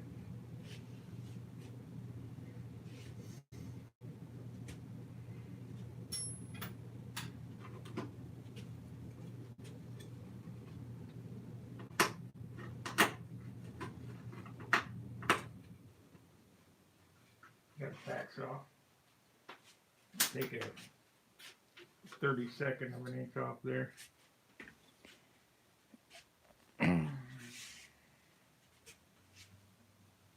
Just take out the stab, I guess.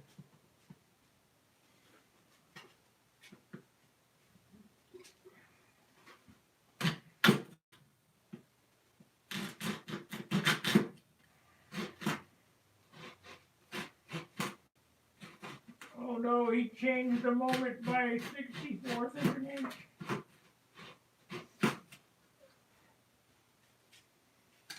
Doesn't make any difference.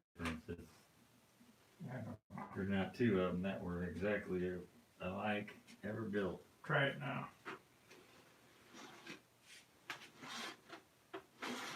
To me, it looks about even. It can be an optical illusion. Okay. All right, let's glue this in there at least. I guess. Well, I need to superfill this first, right? Yep. And then we'll glue the top on, and then glue the stab in. Yep. Okay. That way the top doesn't work the fuselage and make the stab crooked. If you just glue the stab in before you glue the top on, a lot of times it'll be out of whack when you glue the top on. I'm gonna go have me All right, I'm gonna superfill.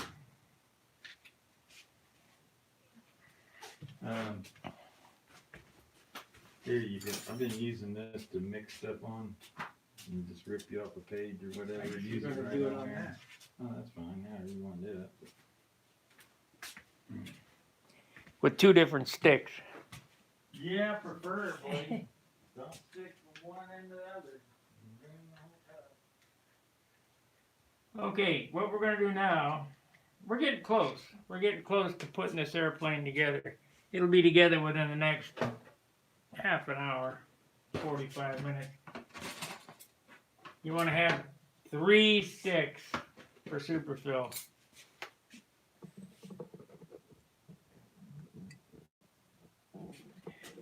And you say, why 3 sticks? Well, never mix the sticks from hardener to vehicle. And, you know, I see guys talk, well, it's got to be exactly 2 to 1, and I just eyeball. So, we're not going to need much, so I'm just going to use what's on the cap here.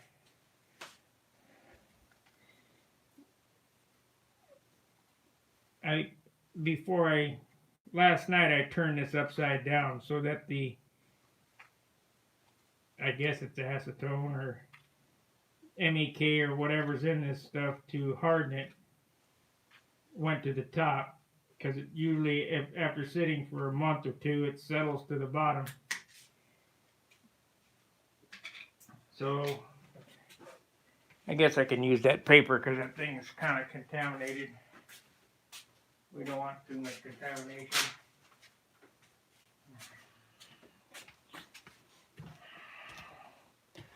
We're going to mix enough to do the inside fillets of the wing.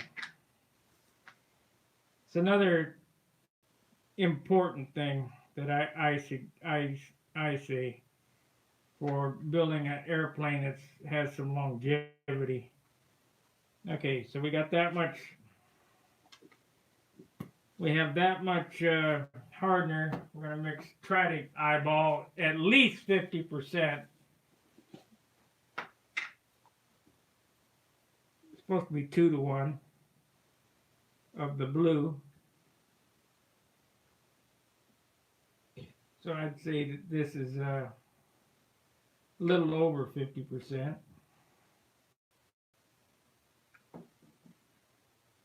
There we go. We don't care about this drying. Well, I guess I didn't need 3 sticks because I'm only going to do one mix. But try not to cross-contaminate the sticks into your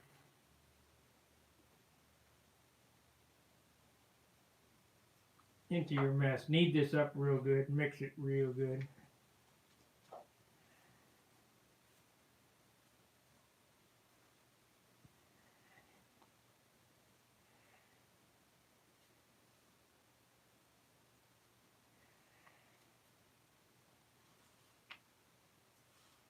I see that everybody's trying to get in the forum business now. You're gonna if you do what I've done, you're gonna find that it's not worth it.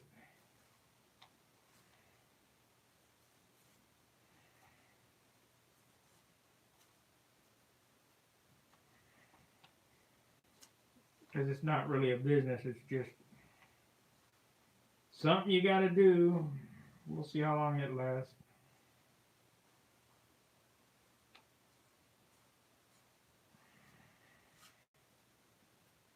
Okay, we've mixed up a turd.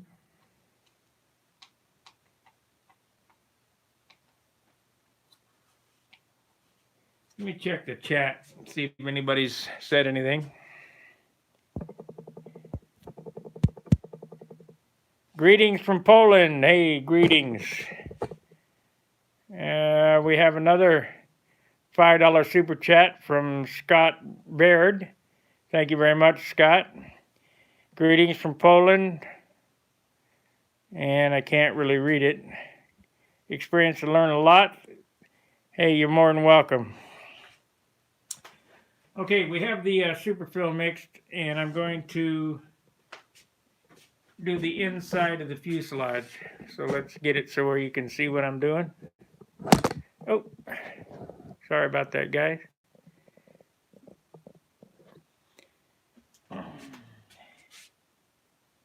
Take it on your finger, and you're trying to make a fillet inside the fuselage to lock the wing to the fuselage.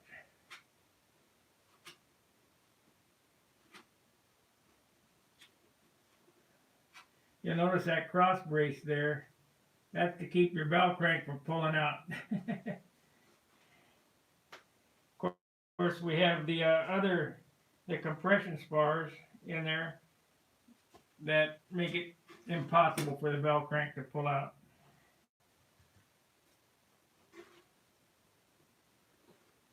So we're going to superfill the motor mounts.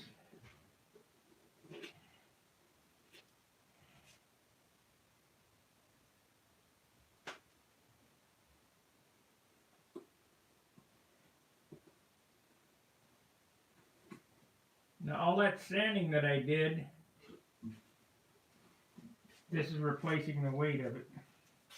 So we don't want to have more in there than necessary.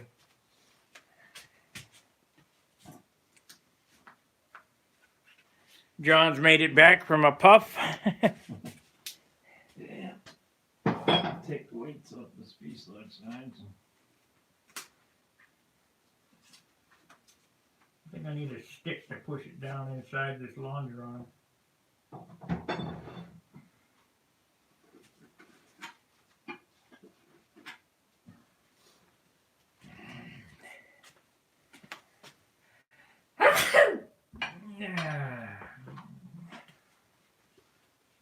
Mr. Sandy.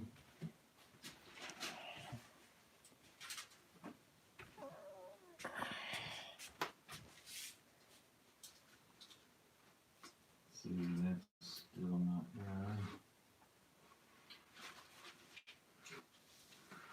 Spread that stuff out real thin. It doesn't dry very fast.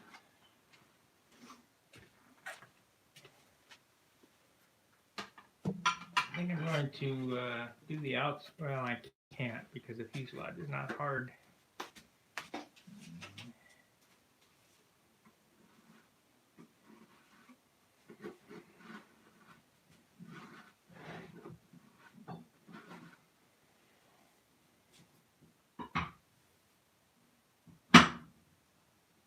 Got guys from Poland watching. Another $5 super chat. I made $12 today. Woo, getting rich.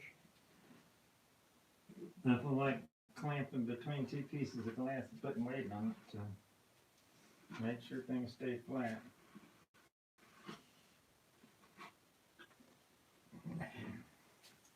The finishing resin's already set up in a little In the cup. cup.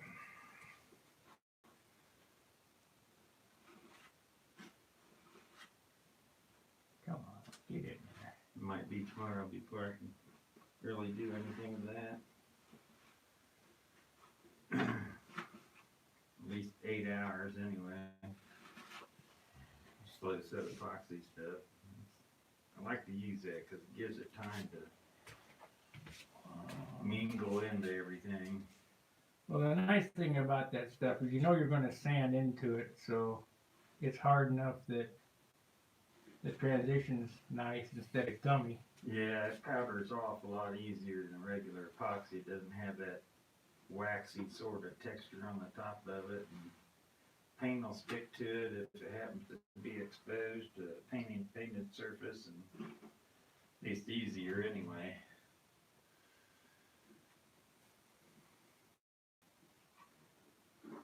The only bad part about it is the time you gotta wait. I usually do that kind of stuff when I go to sleep, so when I wake up. Yeah. Well, I was gonna do it last night, and I was tired, and I didn't feel like messing with it. So. I was going to do this last night, but I watched a Christmas movie. It was pretty cool. I'm not much one for Christmas movies, but that one was pretty cool. It's, I want to say Kurt Russell is Santa Claus. Yeah. Gets thrown in jail.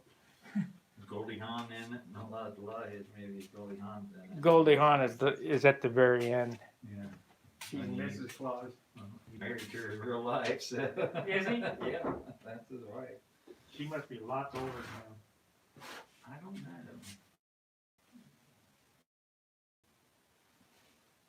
I really don't know how old she is. I mean, she was on Laugh-In, you know, and she might be 10 years older than him or something like that. That doesn't matter. As long as they're happy. Yeah.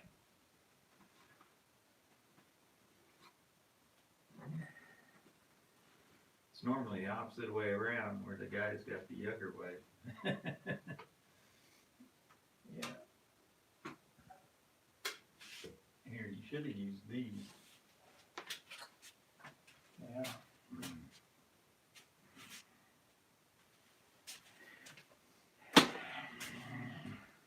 I'm all done.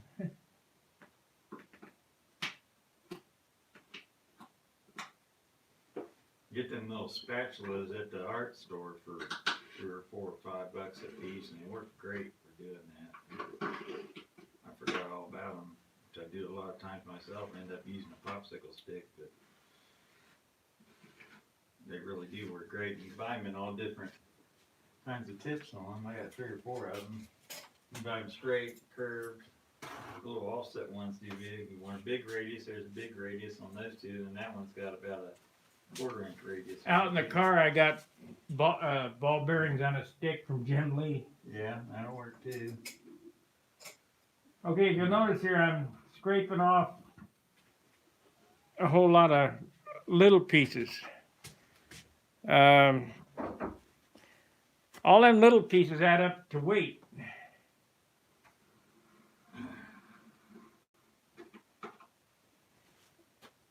So, no extra glue.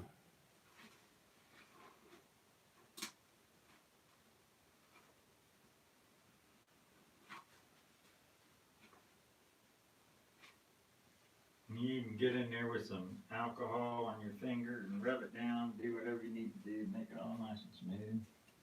Yeah. I use a lot of rubbing alcohol, just that,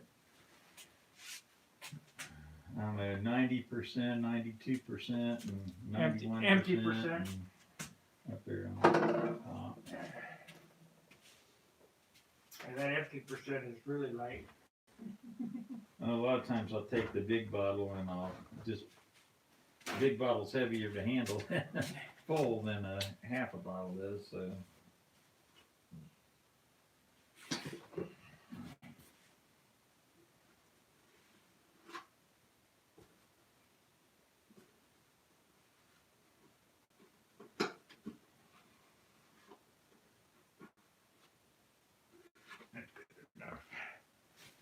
Good enough.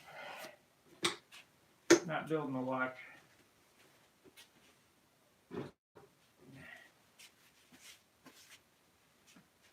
Okay, so now I gotta glue back in this piece here.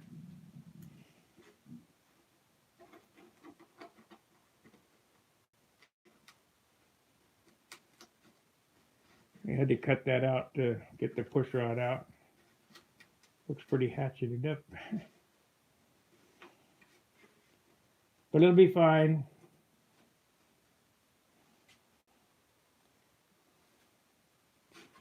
I need a piece back here I gotta cut.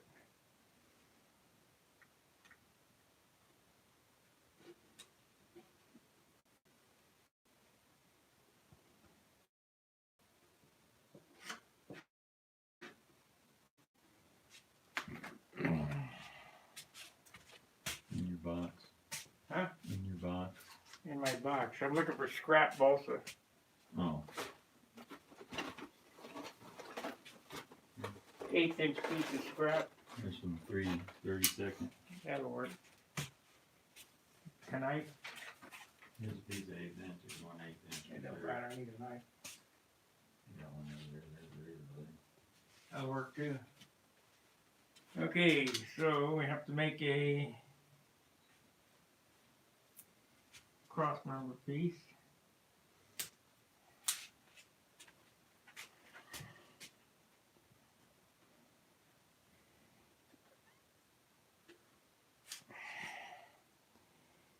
Well, I hope you guys are learning something.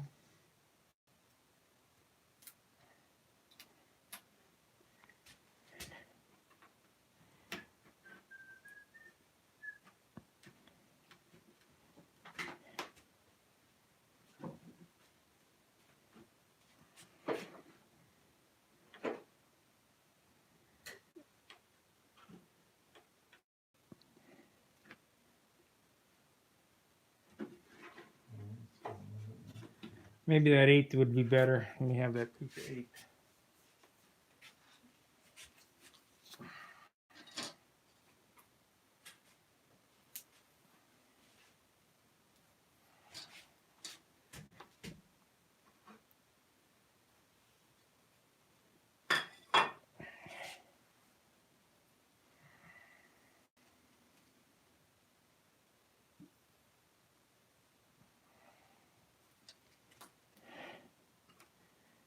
Okay.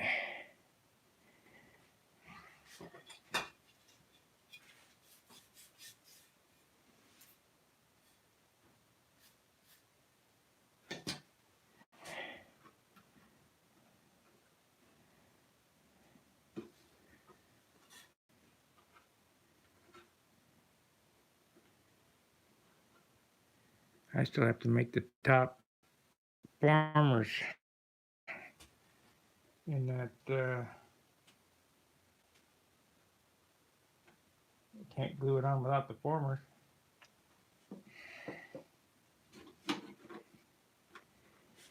Know what I mean? Yeah. Okay, it only needs 2.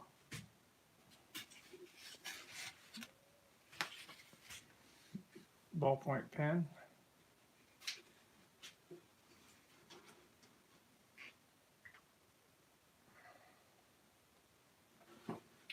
So I need 1 here.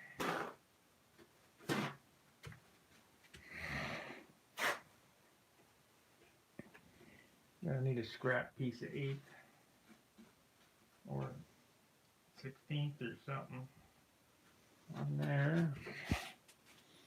Takes about a minute to make them things.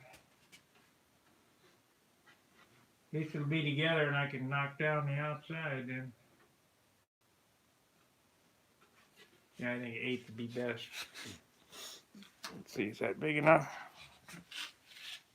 Don't need it on the back, so I only need 1.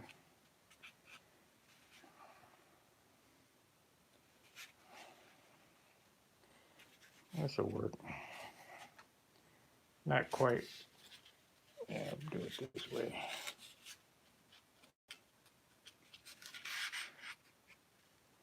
Not quite deep enough, but we'll glue 2 pieces together.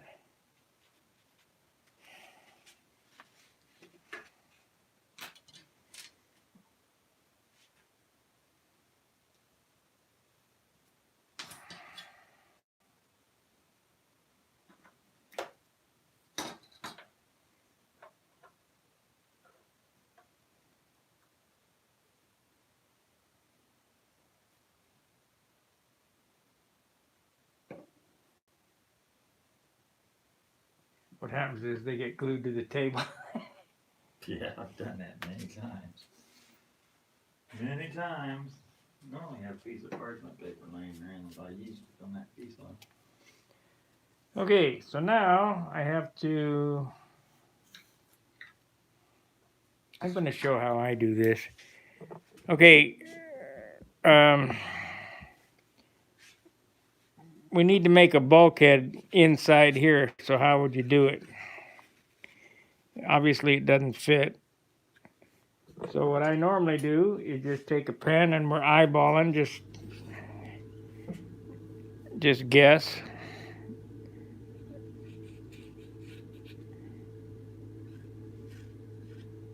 You get it started in there.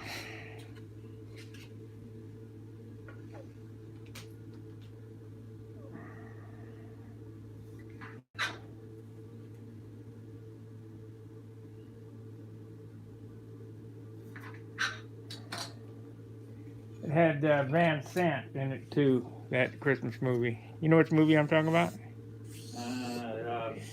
Vaguely familiar. Can't remember the name of it. Here's what I do: is I take a piece of that thin 320 sandpaper that's sticky back and stick it to the inside of that, and then sand against that piece. But you sand ahead, the white towards the wider side of where you want it at. Yeah. And then it'll sand whatever the contour of the inside into it. So by the time you got the sticky back out and stuck in there, I got it done. There's 1,000 ways to skin the cat, you know.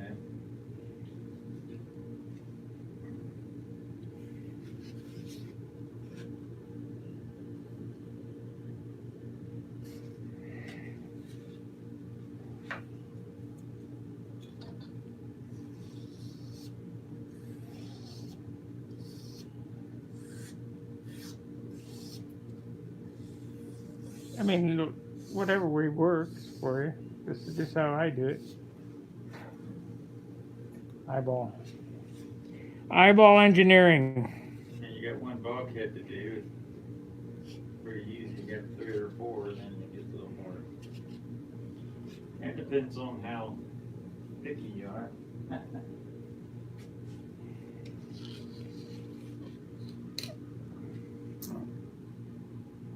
I mean, I could go. All this stuff, you could dick around with it until everything's absolutely perfect, but. Yep.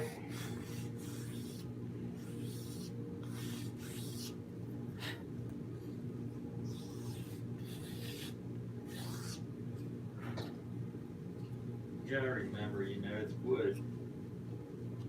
You can try to machine that stuff down to a 64th of an inch, but unless you hardened it up somehow, like putting glass cloth on or something like that, it's not going to stabilize it. It shrinks and expands, and whatever moisture is in the house, and take it into some dry area, and all of a sudden it shrinks on you, and aluminum really bad too. You think wood's bad, go to aluminum. Put commercial storefronts in, heck, put a 60-foot string of commercial storefronts in, might grow a half an inch in 60 foot, or 3/4 of an inch in 60 foot. So that's how I do it. Fits perfect. Doesn't take any time to do.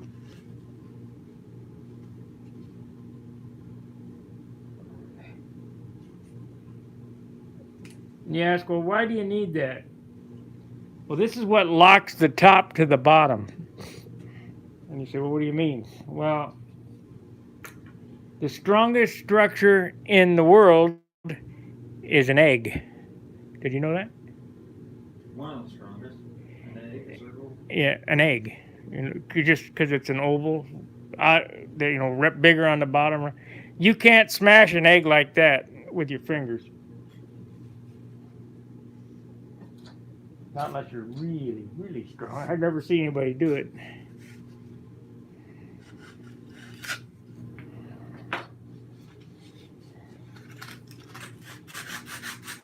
Okay, we're ready to fit it together. So let's look back over here. we've been running 1 hour 17 minutes, or 117 minutes.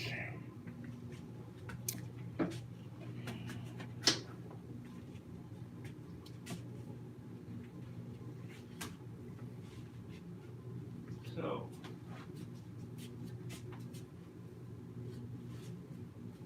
they get any goopies on it? Yeah. Getting goopies on my saw blade. What kind of goopies? Super filled goopies. I don't like that. Really?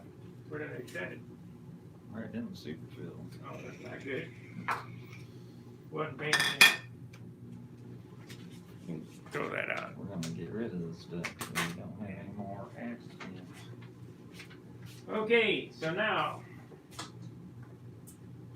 we're gonna glue this all together. And you said, well, how are we gonna glue the inside to the outside? White glue? That'd be the best.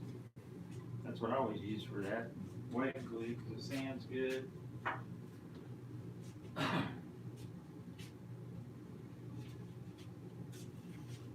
This is just tight mind glue that I put just a smidgen of water in.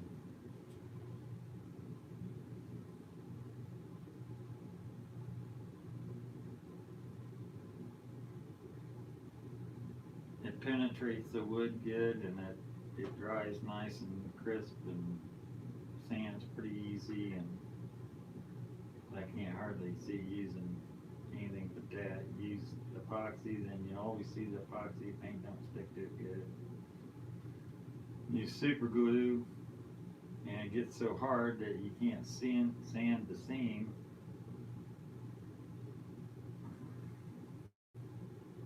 Takes about 15 minutes to dry. Yeah, it dries pretty fast.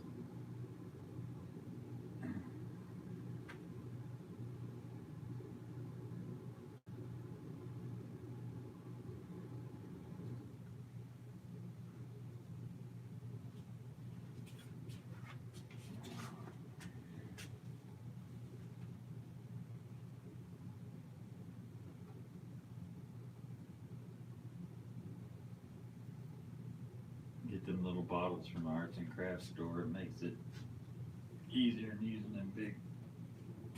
Tom Morris sells them too.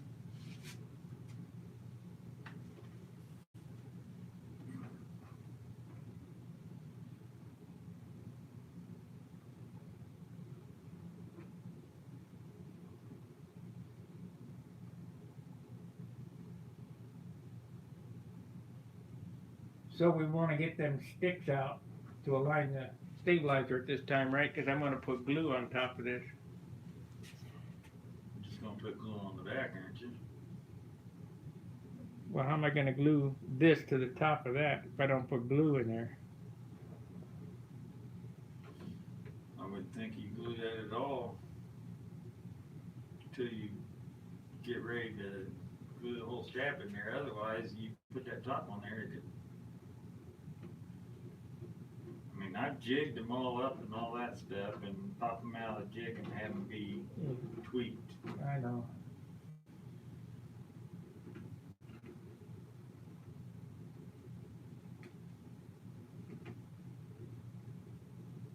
You say, why am I gluing here? Well, Tommy sits on top of that.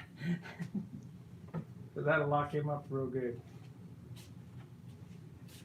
Okay. Make sure The nose ring. I'll put that on there.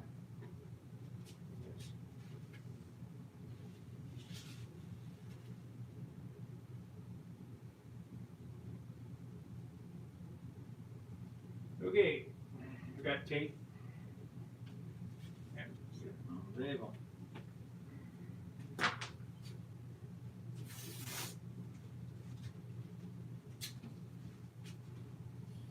Wait a minute, I want to make sure I got good. You know, work it back and forth a little bit. How about I put some on this too?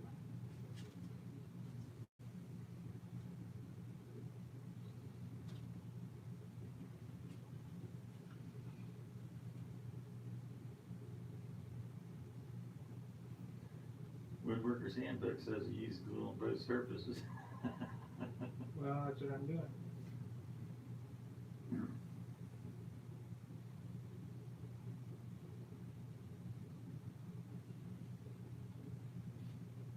supposed to burnish the pieces together.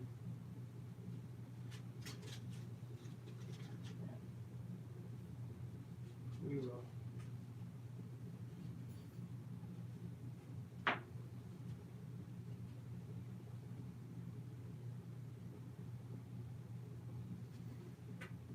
Put 40 ounces of glue on it.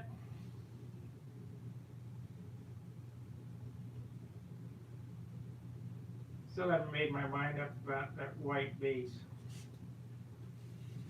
I know that I probably should. Yeah. Big thing, we were discussing painting earlier. He wants to make this airplane red. He's got a red picked out and everything, but the base that you put down will change the color of your red, or yellow, or white, or green, or whatever color you put on. The base will affect it. You use silver, you use carbon fiber, will make it your top coat look darker. White base will make it brighter. We might want to get a paper towel now. We got glue on it now.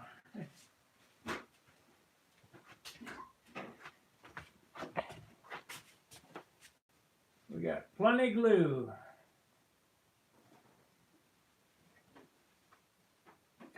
Oh, that's gonna be a nice joint.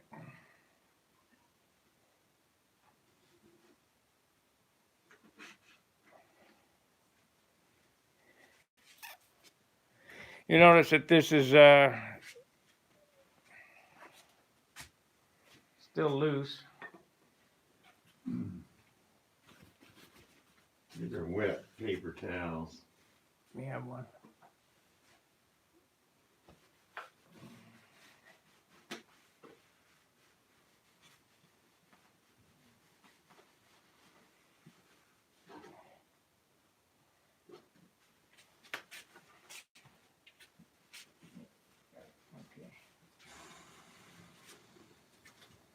Ooh, it really smushed out on this side now. I can't see over there, so. Let's pull it together and then.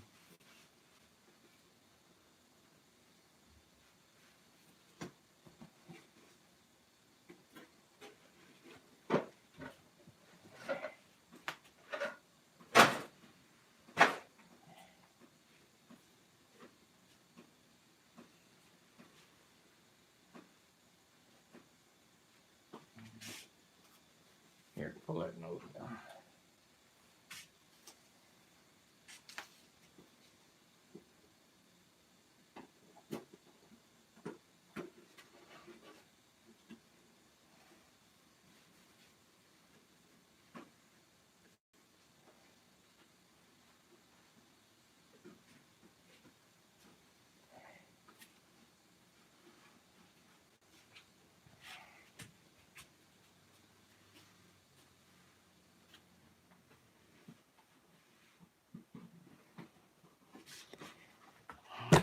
Yep.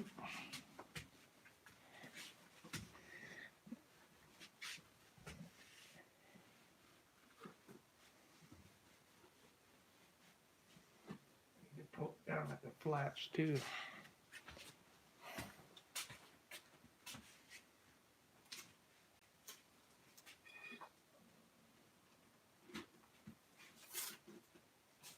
Here, stick it on that side. Get a little smoothing out over here.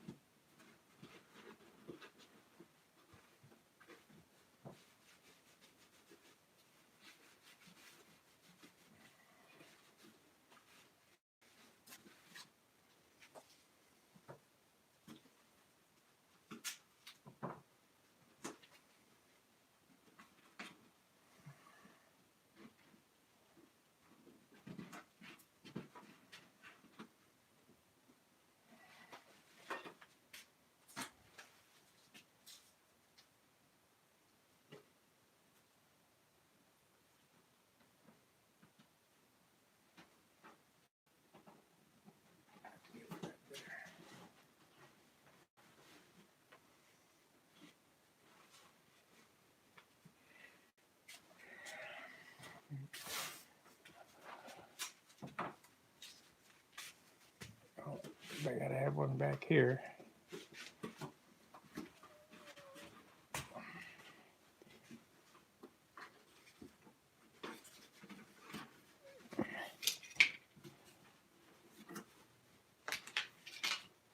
Piece of tape.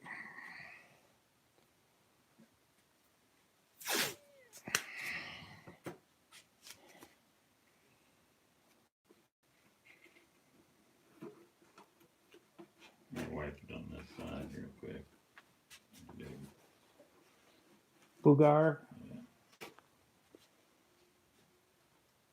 This will actually thin that glue down right along that edge a little bit, and Yeah. it'll make it sort of penetrate a little bit, and then you don't end up with big Lump. lumps that are hard to sand off.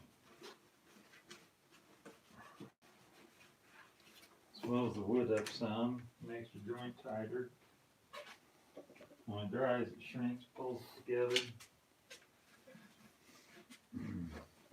So we got about half an hour. So I think we're gonna cut the tape. Probably we'll eat lunch, come back after lunch. We got 12 watchers, 18 thumbs up, $12 in super chats. I really appreciate the support. Hopefully that'll help send the Christmas gift anyway. I'm sure the shipping on that's gonna be ridiculous. One thing nice about when you mold top blocks and bottom blocks, you can cut out wherever you want a former at. Lay a piece of wood in there, sand it to whatever shape your mold is, and you got a perfect former to fit wherever you need one at. This one's already been cut for a different airplane. That's exactly how I do it. Works like a champ. This one's got half-ounce glass cloth on it, so it's got a nice hard surface. Lasts for quite a while. You can use these on more than one airplane. You gotta just make sure they're not too far off. But you know, it'll last pretty much forever now.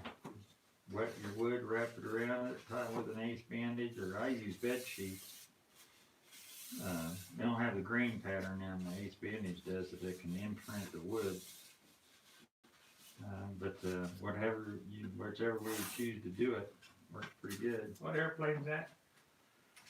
This right here is an SV.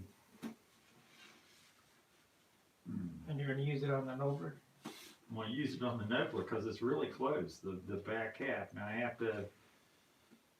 have to pinch it together a little bit more at the front of it and make say an eighth of an inch, quarter of an inch, but it'll work fine.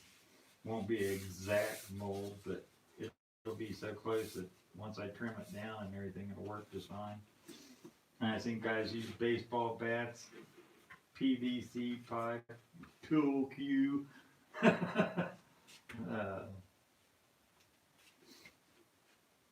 Amazing what a little water and some wrap it up real tight and go for it.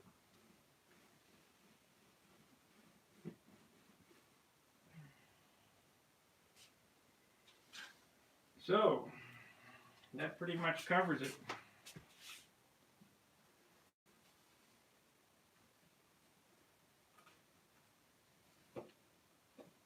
Have to do some more trim sanding on that.